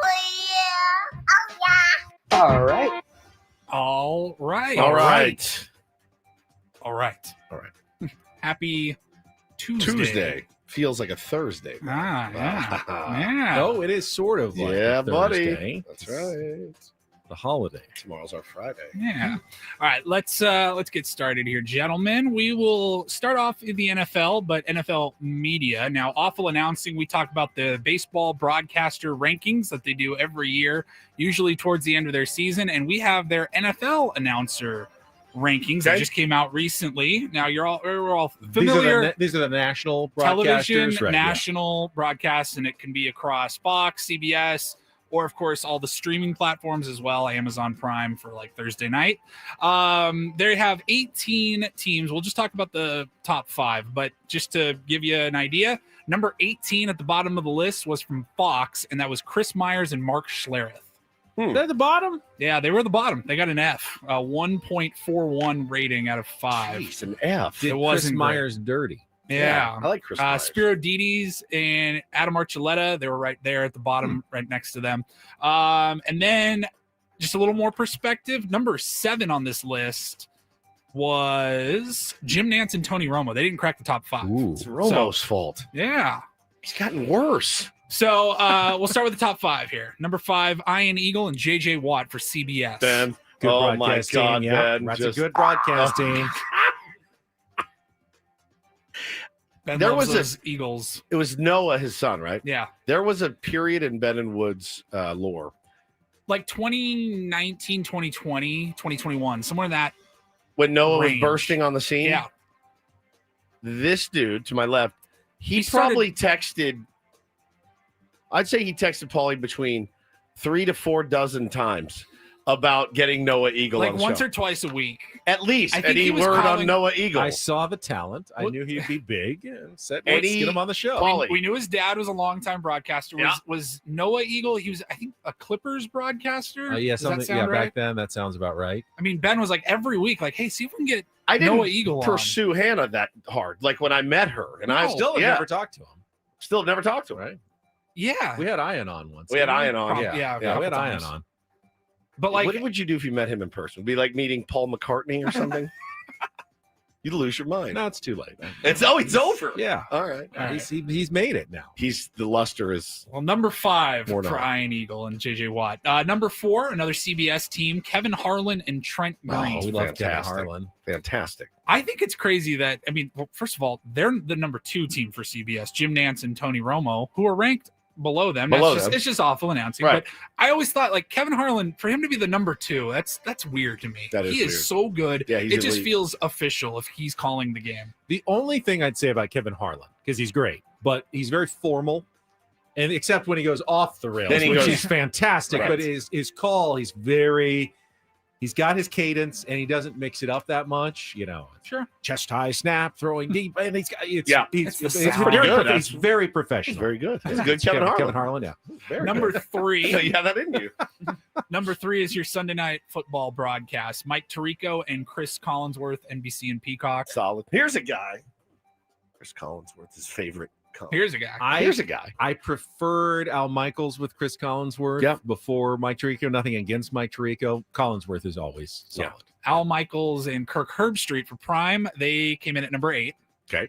Number 2. Al's got lost a little, even he's 80 something. He's lost a little bit of his fastball. It happens. Back in the day, I thought that was the best team. Your number 2 rated broadcast booth. They got a grade. It's Joe Buck and Troy Aikman, Elite. ESPN, Still Monday love Night them. Football. Surprised Still love they're them, not man. number one. It better not be who I It think. better not be. It can't. It can't. No chance. There's no way. No. I wasn't expecting him in the top 5. So I'm The jelly roll of announcers. Who have I forgotten? Joe Davis. Tom Brady. No way. You're Tom. number I can't. 1. That's what I was thinking. There's no Joe way Davis. Tom Brady's the number 1. Your number 1 booth with a 3.37 overall rating, 61% all A's. Or so, yeah. It's Fox, Joe Davis, and Greg Olson. Olson is good. It's Olson's fine. very good. He's being shoved down our throats like jelly roll, and I don't buy it. He's an industry plant because he's fine. He's fine. He's a fine broadcaster that talks like I was this. scrolling down earlier. I was going kind of slow, going through each Sick. team. Greg Olson's And when I amazing. saw number 2, Buck and Aikman, and I'm like, who have I not seen yet? And I go, you got no way. And sure enough, Joe Davis. Yeah. Again, he's an industry plant. I like Greg Olson. He's awesome. Greg Olson's great. But every time I'm like, See- is that Joe Davis? Yeah. And Kevin Burkhardt. He's okay. Kevin Burkhardt's good too. You put him Yeah. back with Olson, that's your number 1 team. But with Tom Brady, it's just not that good. Terrible. Joe Davis and Tom Brady would be maybe the worst booth There you go. ever. I'm telling you some stories. Yeah. Tell me some stories about the Patriots. Oh God, we're down. This is it for the rest of my sport till I'm dead. This is what I'm with I mean, for what the is he, rest of my he's sport. like Yeah, 40? he's 35 years old. He's This got is a it. long time. This is it. My son will be doing a tribute to Joe Davis on the radio in 25 years or something when I'm dead and gone. All right. That's it from the NFL. From football back to football, we talked a lot about the SDFC game last night. Just congratulations to get to them again. Yeah, incredible. I was watching the game. Like, look, I'm very open about it. I'm a very casual soccer fan. I don't know exactly what I'm watching strategy-wise or anything like that. And to be honest, like, I wasn't emotional happy. I was very happy for them, for all my friends that are diehard fans. I'm happy for the city. I'm happy for the organization to come in and do what they did in year one. Has been amazing, and I'm not ready for the season to end. No, by any means. But I'm watching the game last night, and I know it's circumstance, and it's not the only team in America to ever have to deal with field issues. But what exactly can San Diego FC or Snapdragon Stadium do about the field when a football game and a soccer game are within a few days of each other? Because it was embarrassing. It looked unsightly. It always does. And it has nothing to do with us. It doesn't matter if it said SDSU or USD Who was or telling whatever. us that they had stuff that could erase the football lines instantly and I they don't didn't know. get erased? Do we still not there. in 2025 have like a good way to get rid of the white line paste markings? Every time they were coming down the sideline, there was two lines, and I was confused. I was like, "Oh, that's out of bounds." Oh no, that's not out of bounds. That's Still football he's got 10 feet left to go. Paint it. It was very The unsightly. green paint doesn't look great, but it's not just the unsightliness. It didn't play well. It was bumpy, which is not good for Yeah. SDSC's passing game. Slippage nearly cost him a goal when Pablo Cisniega slipped, but still made the save. But he said that easily could have come back to pretty much end their season because of the bad field. Now, the field's held up much better this year than it did last year. Yes. We've had, I asked Megan Perry, our meteorologist, 2 3/4 inches of rain in Mission Valley in the last 2 weeks. Yeah. Any field's going to take some beating. Now, if it's the only thing you're doing and you had 2 weeks off, it would have been fine. But when you play a football game on it 2 days before, it's going to get torn up, and there's no real good solution. You can't put a new field out in 2 days. You just kind of have to play it. And here's the real question. Now, San Diego State is on the road this week, Friday at New Mexico. So Saturday, they'll at least have a week to try to keep repairing and getting it better. But a week, they have like 4 days. 4 days. That's true, 4 days. So it's not going to be that much better, but there's at least not another football game. If SDFC wins and San Diego State wins and New York wins, so 3 possible outcomes, you could have the Mountain West Championship and the MLS Cup both in the same, within 16 hours of each other. Friday night, December 5th, would be the Mountain West Championship game. Saturday at 11:30 a.m. would be the MLS Cup, like hours after a football game. That's not tenable. I don't think you can do that. You might have to move one of those games. Now, it's an extreme, I don't know how extreme, but it's an unlikely scenario, right? That both of those things happen? No. Three things have to happen for that to both be there. Fairly 3 wins. unlikely. SDFC wins. New York FC wins over Miami because that would mean SDFC would host. And the Aztecs have to beat New Mexico to host the game. 3 things happen. We have a big conflict. What about Petco Park? It's there. I don't know. Is there a holiday? Wonderland? I was talking with somebody. Is it available? What's going on at Petco? Is there concerts? Is there rodeo? I don't even know. I got a tip yesterday, actually, last night. Buddy of mine who knows some people. I don't know if he's right or wrong, but he said that what he's hearing from like the San Diego State side is that Petco Park would definitely probably come into play. And I think the Aztecs would actually be playing. I don't know that you can play soccer at Petco Park. I don't know. It might not be big enough. I don't think it's big for enough. A soccer I field. think It's barely big enough for a football field. We saw how much bigger a soccer field is. Right. I don't think you can play soccer at Petco. We've seen them do football there. It's different, and it barely And fits. SDFC's not leaving their stadium, right? To go, But play it's San Diego Petco. State's stadium. Well, it's their stadium. That's Yeah. what I'm saying. SDSU is not leaving their Well, stadium. that's what I would think that's too. what I think but they will be. So Satan's Blowfish says, wasn't there a scenario if SDFC goes to the final, they get the stadium, and SDSU has to go to Petco? Yeah, we've heard that. That's could what be I'm possible. hearing as well. The Mountain West Championship could be at Petco Park That'd on be cool. December 5th on a night game. That'd be cool, That- though. And that's then Friday night. that would be Friday And then night, and then a Saturday day game afternoon. Saturday at Snapdragon for the MLS Cup final. Keeping it real. Grossmont to host. Why not? Not the Mountain West Championship game. It's like on network television. Southwestern College. Grossmont. on the Chevron app. Check it out for yourselves, everybody. And then finally, I'll just wrap it up here in the Reindl Report. Very coincidental, actually. But so tonight, for my wife's birthday, she wanted to go. We're going to go downtown to the Civic Theater because Macaulay Culkin is hosting a viewing of Home Alone, the 35th anniversary tour that he's on. And he's on stage doing a little Q&A. I've never been to one of those. You're going to that tonight? We're going tonight. Yes. It's going to be great. We're just going to watch the movie. You're going to meet Macaulay Culkin. Yeah, no, I just watch I don't know him. if it's a meet and greet, but he'll do some Q&As. So that's happening tonight. But on his last stop on this Home Alone tour, he made a little bit of news, and I thought this was absolutely hilarious. He was up at Long Beach, and he was taking some questions, and he says, "Hey, my name is Macaulay Culkin. Those were his words. My name is Macaulay Culkin. And he said, "Who's saying this? Macaulay Culkin." What am I missing? Said, "If somebody comes up to me now at the airport and says, 'Excuse me, are you Macaulay Culkin?' I can say, well, Macaulay Culkin's my middle name." He legally changed his middle name to Macaulay Culkin. His name is Macaulay Culkin. Macaulay Culkin. He changed his middle name to Macaulay Culkin? He said, if somebody comes up to me now and says, "Excuse me, are you Macaulay Culkin?" I can say, well, Macaulay Culkin is my middle name. I did it all for one joke and a bit on Jimmy Fallon's show. And legally. What was his middle name before? Fred. It's a little odd. Actually, I had it and I don't have it anymore. Can you explain this to me when we're off the air? Because I'm lost. He changed his name is Macaulay Joseph Culkin. Yeah, you go to his Wikipedia page. His name is Macaulay Culkin. He legally changed his middle name. You can change your name to Stephen Woods. And if somebody's, are you Stephen Woods? You're like, that's my middle name. Macaulay Carson Culkin was born on August 26, 1980, but now he is Macaulay Culkin. Do you have any questions for him? Yes. How did you let your younger brother become the much more famous and better actor than you did? Good. They're both Kieran's great. awesome. Stephen Woods. I haven't thought of any questions. No questions? I haven't thought of anything. I love Macaulay Culkin. What would you ask? Ben, what would you ask Macaulay Culkin? Did it hurt when you did this? What were the wet bandits really like?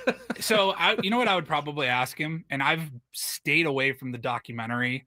Prime, I think, is where it's at. The new John Candy documentary. Yeah, I can't watch it. I Like Me. I can't watch it. I can't bring myself to watch it. The line from Planes, Trains, and Automobiles, another Thanksgiving movie. Yeah, I will watch it tomorrow. I will watch it this week. And I don't know that I'm ready to watch it because I know that's going to break me down. Weep. I'm going to be sobbing, but I would probably ask him, like, what was it like? You know, I can't imagine it's easy for any child actor, but you got to do a few movies with John Candy. He did Uncle Buck. Yep. He did. He was in Home Alone. Home Alone. John Candy. John Candy was not in any scenes Gus together. Polinski. I don't think. No, he was with the mom at the airport. I want to watch it, but I know I'm going to weep. Yeah. I love that man. I watched the Eddie Murphy documentary. Totally opposite, hilarious. Yeah, so I was good. smiling the entire time. He was smiling the whole time. It was It's so great. Good. Yeah. And then I'm like, I just know the John Candy one, that's going to wreck me. Yeah, I'm all in. All right. Have fun. Thank you. Reindl Report. That was interesting. I did not know about that. Now, if he wants to join the show, if you see him, you can do producer thing. Let him know. We can have him on the show tomorrow. Celebrate Thanksgiving with Macaulay Culkin. Him and his wife, Brenda Song. They're great. I love them. Nice. Have fun tonight. Where is it at? The Civic Theater. So we're going to go down, grab some dinner somewhere else downtown and walk over to the theater and watch a movie. All right. If Macaulay Culkin did join us, he would join us on the David P. Shapiro fan hotline. David P. Shapiro, criminal defense attorneys, helping good people regain control of their future when charged with a crime. Since 2010, visit davidpshapirolaw.com. When we come back, we got some Guns N' Roses tickets to give away, so stay tuned. Your opportunity to win coming up after traffic here with Ben and Woods on 97.3 The Fan.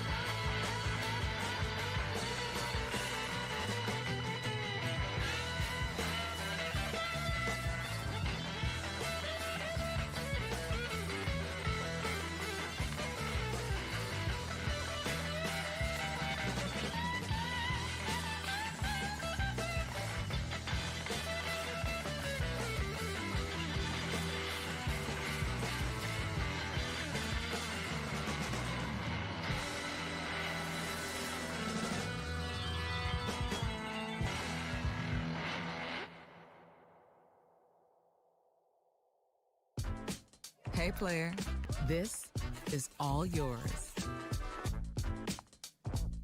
This room with this view. This speakeasy with this cocktail. Hey, could you make that too? The spa with this. Ah. And this pool on this roof. This is all for you. The all-new Hamul Casino Resort, now open.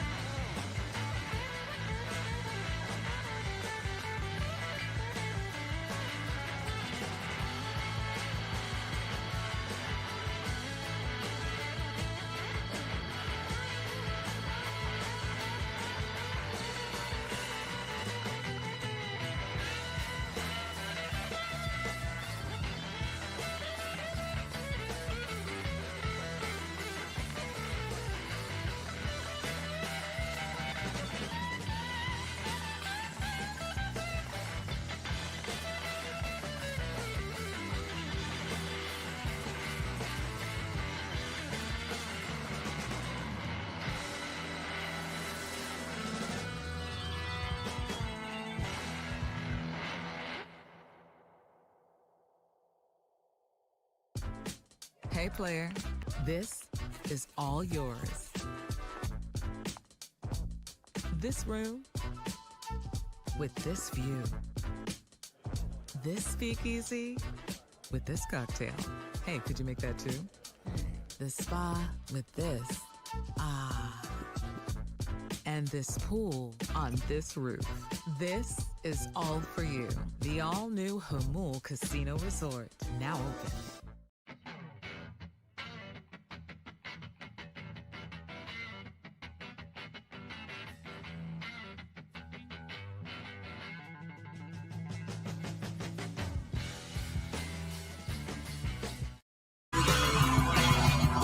Talking musicals.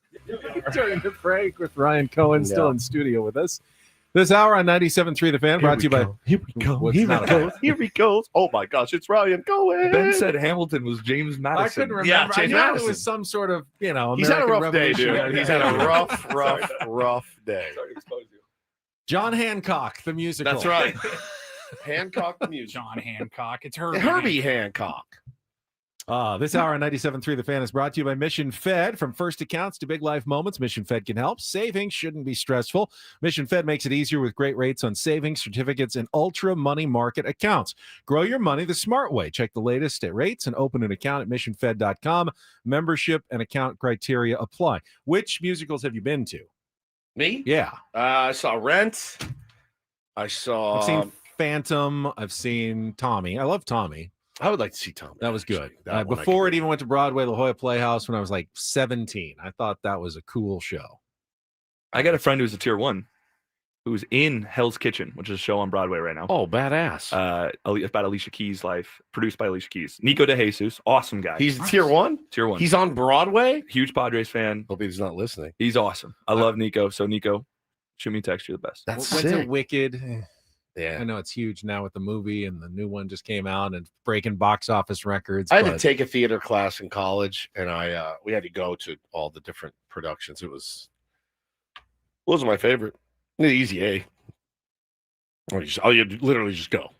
You have to write a paper about it. Like, you go and you show up to the play, and then that's it. You're done.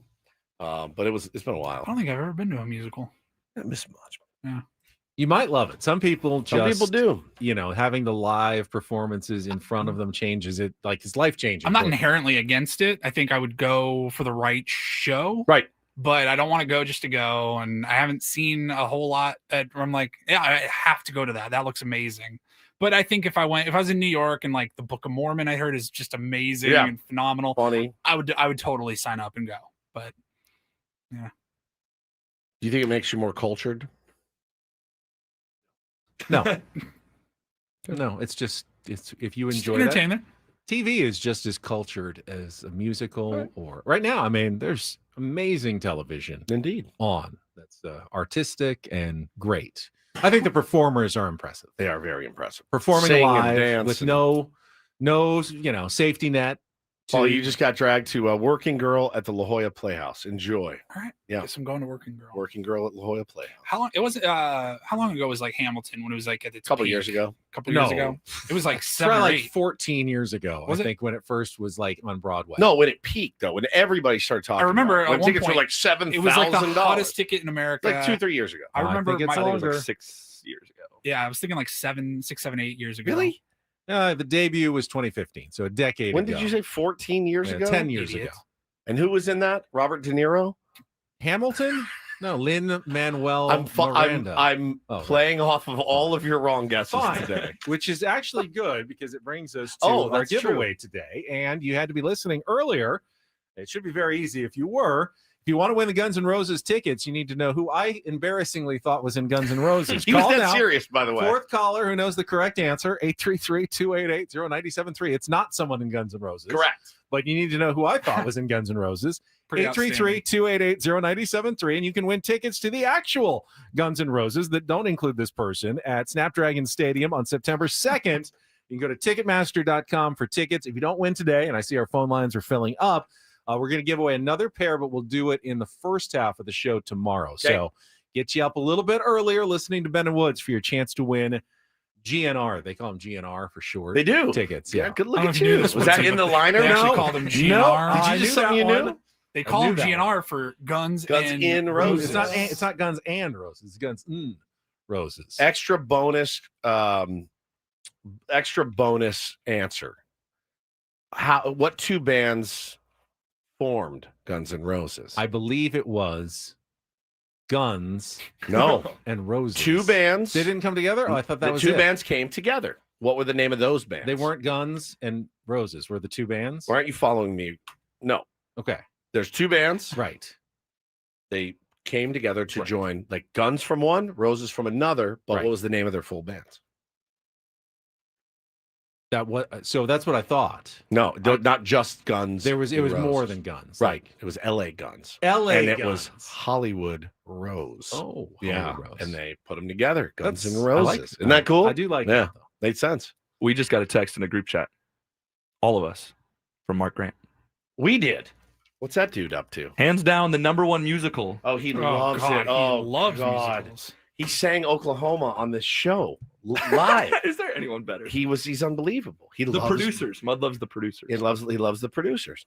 All right. I'll That check was it the out. one where they were trying to make the show so bad they were trying to make it tank, right? It's the Mel Brooks, Yeah. the producers. Yeah. Where Larry David did a whole thing about it. It was What was great. it, like Summertime for Hitler or something? They made the worst. They were trying to make the worst possible musical, And it worked. And Everyone loved it. Like everyone loved it. Yeah. That's excellent. Excellent. I love you, Mud. Love you, Mudley. You know, you could sing the Love baseball game tonight. Love it. I dare you to bust out some sing-song tonight. Oklahoma, where the wind comes sweeping down the plain, and the waving wheat can sure smell sweet when the wind comes right behind the rain. Oklahoma, every night, my honey lamb and I sit alone and talk and watch a hawk making lazy circles in the sky. It's unbelievable. Pretty much, we should retire. at You're this point. doing fine, Oklahoma, Oklahoma, Oklahoma, Oklahoma. Yeah.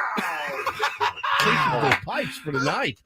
Summer loving Handle it. had me a blast. So good. Summer loving happened so fast. I met a girl crazy for me. Forgot we did one with him. Boy, cute as can be. Summer the summer nights. So tell me more. Tell me more. Did you get very far? He's amazing. That Love was you, amazing. Mudley. That Thanks was, for I was listening. live in studio with Mud, Mud. a couple years ago. That was amazing. All All right, right, Paul's buddy, going to get our winner picked. We'll come back. Final segment of Men and Woods. Wrap things up on what's been a very fun Tuesday here on San Diego's #1 sports station, 97.3 The Fan.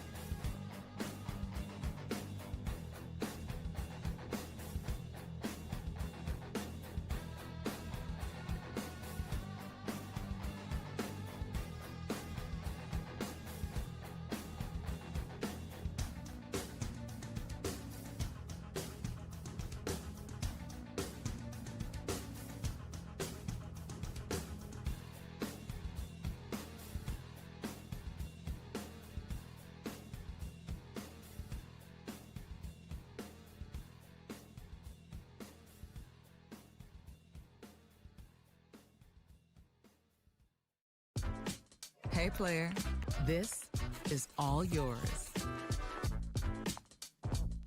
This room with this view. This speakeasy with this cocktail. Hey, could you make that too? The spa with this. Ah.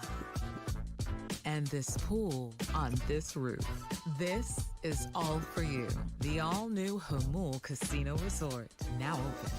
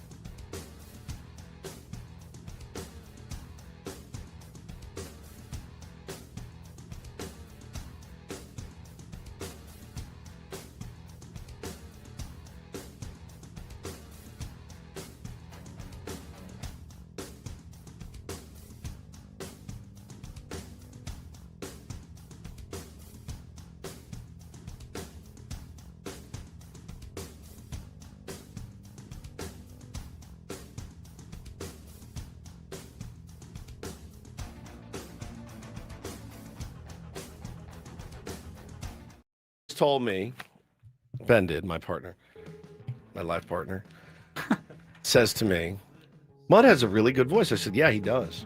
And I told him about a new song I just learned on the guitar. He's like, yeah, you're not that great of a singer. You're in tune, but you don't have, his quote was, you don't have the voice of an angel. Like Mud does. Why do you have to break me down? Is what I want to know. Does it make you feel good? Look me in the eye. Does it make you feel good to make me sad? Does it? You don't have the voice of an angel. When the wind comes right behind the rain. That's amazing. I mean, I could do that in a heartbeat. You could? Yes. What does he say? When the wind comes right behind the rain. When the wind comes right behind the rain. When the wind comes right behind the rain. That was better. Okay, that was better. Angelic. Suck it. Suck it. That's what I say to you. Oklahoma, Oklahoma. Yeah, pretty good. It's pretty good. I think he's excellent. I don't have the presence of Mud, as Purple says. Of course not. Who does? No It's one Mudley. does. No one does. The voice of an angel. Who won our Guns N' Roses tickets, Paulie? Robert. Robert, dramatic, because he called in, didn't realize there was the trivia question that went on, racked his brain, and came up with Flea is who I thought was in Guns N' Roses. Not. When I was naming all the members, he goes, where's Flea? I said, he's in the Red Hot Chili Peppers still. They're also an LA band, right? They are? Yeah. They are an LA band. 2 LA 100%. bands. Yep. Similar time frames. Chili Peppers. A little later, right? Not real. They didn't make the scene. They're actually, it's weird. There was this two dynamics of like two different types of bands. There was this hair metal, and then there was this Jane's Addiction / Chili Peppers scene coming together. They didn't intermingle much. No, no, completely different music. I realized that. Yeah, just mixing up names. That's okay. Band members, nicknames. Yeah. Flea / exactly. One word nicknames. I mean, that's how they do it. This hour on 97.3 The Fan is brought to you by Toyota of Poway. It's the season to save at Toyota of Poway, voted San Diego's #1 Toyota dealer by USA Today. The Black Friday sales event is on with brand new Toyotas in stock and ready to roll. Hurry to Toyota of Poway or toyotaofpoway.com and drive home happy. this holiday. Well, you're not alone. Purple here in the chat says he was talking to his friend. He thought Sting was the lead guitar player from Guns N' Roses. Sting / Flea. Sting, some sort of Prince. Some sort of That was painful, his name. Some sort of painful cutting. Cher. Prince's name was Prince Rogers Nelson. So Yeah, he it was just his actual went name by Prince until he but- went by that symbol for a while. Yeah, that's The right. artist formerly known as Sting Prince. as the guitar player for Guns N' Roses is a visual that is like my favorite thing. And Slash playing with the Police would be absolutely epic. So I love it. All right, let's check traffic. We'll wrap things up with Ryan Cohen. Maybe we'll spin the topic wheel Oh, before spin we it. go. Got See Cohen in what here. Ryan has to say. I love it. Coming up next year on 97.3 The Fan. From the 855 Get Ross Traffic Center, protecting San Diego after accidents or injury, here's Kelly Danick. Traffic is brought to you by Valvoline Instant Oil Change. Well, if you're planning on heading out of town for the Thanksgiving holiday weekend, don't hesitate. Yeah, now would be the time to hit the roads. This afternoon could prove to be a very busy one. Travel experts are also saying if you have to wait until tomorrow, try to hit the road by 11 a.m. because tomorrow afternoon could prove to be a real nightmare. An important reminder about the upcoming holiday, whether it's a big road trip or just braving LA traffic to see the family for Thanksgiving. Make sure your car's ready with Valvoline Instant Oil Change, your 15-minute drive-through oil change. No appointment needed. Find your nearest location and grab money-saving coupons at SoCalOilChange.com. That's SoCalOilChange.com. And Kelly Danick with Ben & Wood, San Diego's #1 sports station, 97.3 The Fan. Just a quick wrap up of the sports news. If you missed any of it, we talked about SDFC's 1-0 win over Minnesota. They will have to turn around quickly and start prepping for Vancouver because they've only got 4 days until the Western Conference Finals. That game is Saturday, 6 p.m. at Snapdragon Stadium. Wow. Another Apple TV. It's a doubleheader. The first game will be Miami, New York. And then second game will be SDFC against Vancouver. The winners go to the MLS Cup Championship game on December 6th. Aztecs play tonight, 8 p.m., very late start against Oregon. We've already talked about how important it is for them to get a win. You don't want to lose 3 in a row, but I didn't mention, it's worth mentioning, UCSD is now 5-0 this year. They beat Temple yesterday. They're playing in the ESPN, the Terry's Chocolate ESPN Events Invitational at Walt Disney World, just another one of these massive Feast Week tournaments. Totally new roster, new coach. Remember, everybody left last year after they made the tournament. And now they're 5-0, and Temple's, usually a pretty decent team, often a tournament quality team. They'll play Bradley in the second round semifinals of that tournament later today. So I want to give to the Tritons their credit. Yeah, I mean, you got some alum in your family. I do. Yeah. My dad and brother, both UCSD basketball alums. Does your brother bitch at you that you don't give them the same attention? He doesn't. Doesn't? But I think he appreciates when I do give him a little Makes attention. sense. Like, hey, man, And you know what? Can we get some love? They made the tournament last year. Played way better game than San Diego Sure State did. did in their tournament Sure game. did. And now have come out and started 5-0 with a completely revamped roster and coaching staff. So credit to the Tritons for trying to build something at UCSD. Okay. All right. You want to spin the topic wheel, Paulie, for us with Ryan Cohen in studio for a few Sure. more minutes? It's a treat having you in today, Ryan. Thank you Oh, for coming thanks for by. having me. Great job, so buddy. fun. All right. This is an easy one. We've probably done it before at one point or another. And in fact, I know we have. What is your all-time #1 favorite cereal? One cereal. It changes over the years, doesn't it? I mean, it's like one cereal for the rest of your life, but let's not worry about like the negative effects on your teeth. Today, gun to your head. Hey, man, I got cereal, any cereal you want. The one right that now. I always come back to. In fact, I had a bowl last night, kind of as dessert. When I got home, because I hadn't had dinner, I need something. I need a bowl of cereal. We had one bowl left. It's Frosted Flakes. Oh, they're so good. It's just, it just always comes back. You don't need to and add hits. any sugar. Nothing at They're all. just perfect. They Just really as are. is, They out do of the bag. They do get very soggy very quick, so you have to get through But them. then the milk is good. The milk. I don't drink milk. I don't either. I love the milk. But I'll drink Frosted Yeah. Flakes. milk. I get that there are sexier, more exciting, sugary cereals. I've never thought of cereals being sexy. Lucky So, Charms, wieners, kind of sexy. Cinnamon Toast Crunch is sexy. boobs, the cereal. But for that classic, like They're good. childhood memory taste, Frosted Flakes do it. For I'm gonna go Crunch Berries. Now Berries. they shred. Oh, I love it. Shred the roof of my mouth. Shred it. But when I sit down, I also had I a don't bowl love- last there's the night. fruit in it. I would rather have I Captain also Crunch. had a bowl last night. You did Crunch berries? Yes. Wow. My parents bought them when the kids were in town. They didn't eat them. They brought them to my home for us. And I looked in the pantry. I was going to get a healthy snack. And I looked down and I went, and there's the captain smiling up at me. He was on the bottom shelf, smiling up at me. That bastard. Hey, Chubbs, how about a bowl? Maybe even a little refill when you're halfway through. How about that? And so I crushed it. And the roof of my mouth is shredded cheese. Hot take, I think Crunch Berries are the worst of the Captain Crunch options. Oh, I'd rather have no. regular or peanut butter Captain Crunch over the Crunch Berries. Peanut butter crunch is for, I know. it's terrific. But I could eat the regular. I could eat the regular crunch. Yeah, the regular crunch is good. And I could eat the all berries. Gracie says frosted mini wheats, which I've convinced I myself love is healthy. those. I think they're great. They're not. But I can convince I like them because I can eat them and I love think them. they're healthy. Cool. So that's Triscuits good. with a little sugar on it. Sounds delicious. Ooh, how about a bowl of Triscuits? They're good. They're good. I told you guys my grandfather used to get the shredded wheat that was one big wheat thing. Oh my And he god. would My grandpa did that too. He would put buttermilk on it and chop it up with with a spoon, and he'd eat it. And I would be sitting next to him at 7 years old, like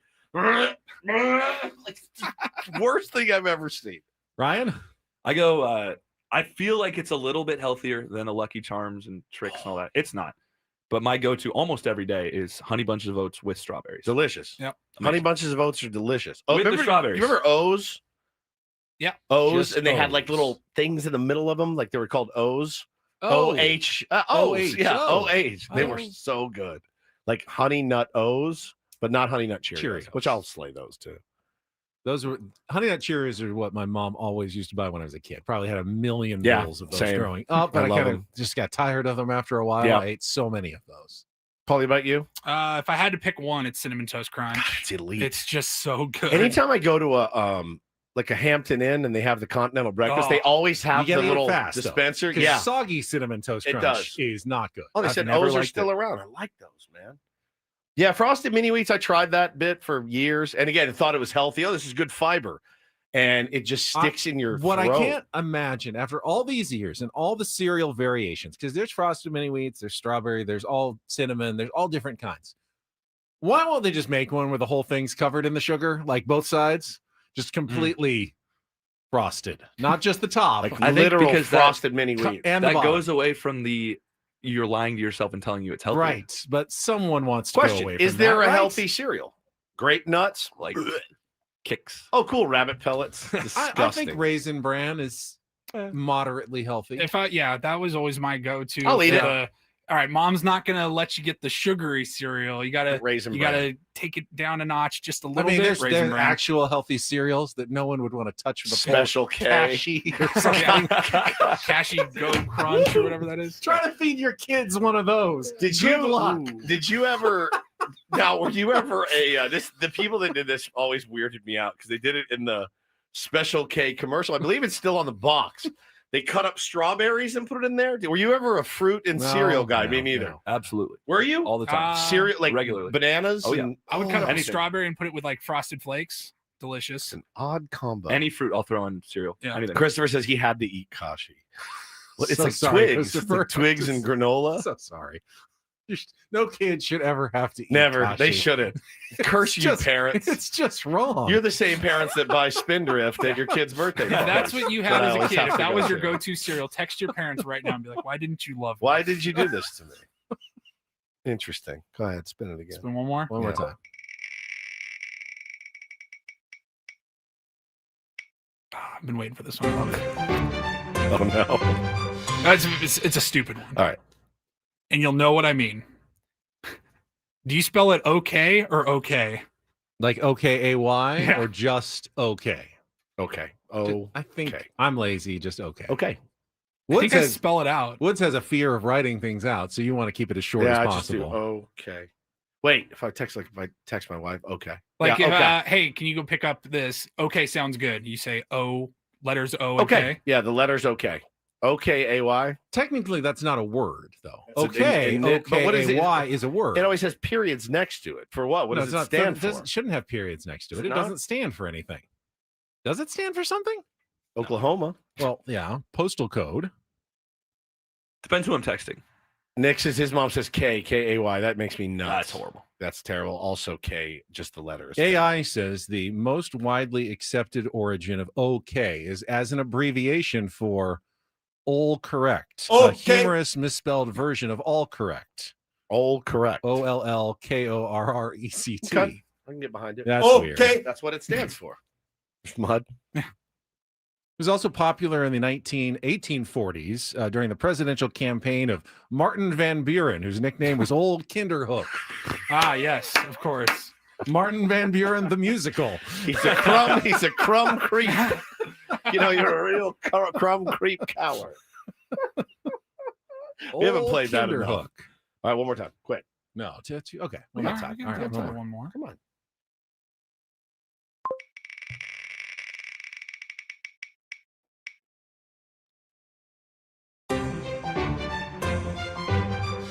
What is the nastiest thing you have ever eaten? Kashi. Kashi Go Crunch. No. Escargot. No. I've had escargot. It wasn't bad at all. Ben used to take it as lunch when he was a little kid. I don't remember even if I didn't spit it out, but I was pretty young and I just knew I was eating a snail. I was probably 19 and living with a buddy. He said, "Hey, it's the holidays. We do this big family trip. You want to come with us?" And it was like a 2-hour drive to this family's house, and they were of like Nordic descent, and we had lutefisk. And lutefisk, they told me, they said, "Hey, you're the rookie. Right, this is gonna You're suck. gonna have to try it. There's no Everyone way. tries it." I would have walked away. And they're like, "I don't really have any good things to It's say like for a you. Like, jellied it's going to fish. suck." I've had gefilte fish, which is bad That's on not the good. same vein.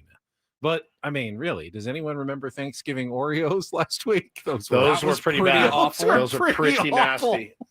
Lutefisk, number Really one. bad. Not even close. Ugh. Not that disgusting a taste, but very weird texture was jellyfish. Well, you ate jellyfish? Yeah, in Singapore. Really? Yeah. Didn't taste that bad? Not disgusting, but the texture is so weird and chewy. Mine's It's a jellyfish. Mine's salmon. Okay. Salmon. Filthy. Disgusting. I'd be afraid to eat jellyfish because I wouldn't want it to sting me. But they're dead. They're dead. Well, You don't but eat that it doesn't mean live. it doesn't have the. I think they take them out. or Well, I'm whatever. sure they're supposed to, Yeah. but I'd be worried that they didn't do a good enough job removing the tentacles Yeah, salmon. that sting you. I did not get stung.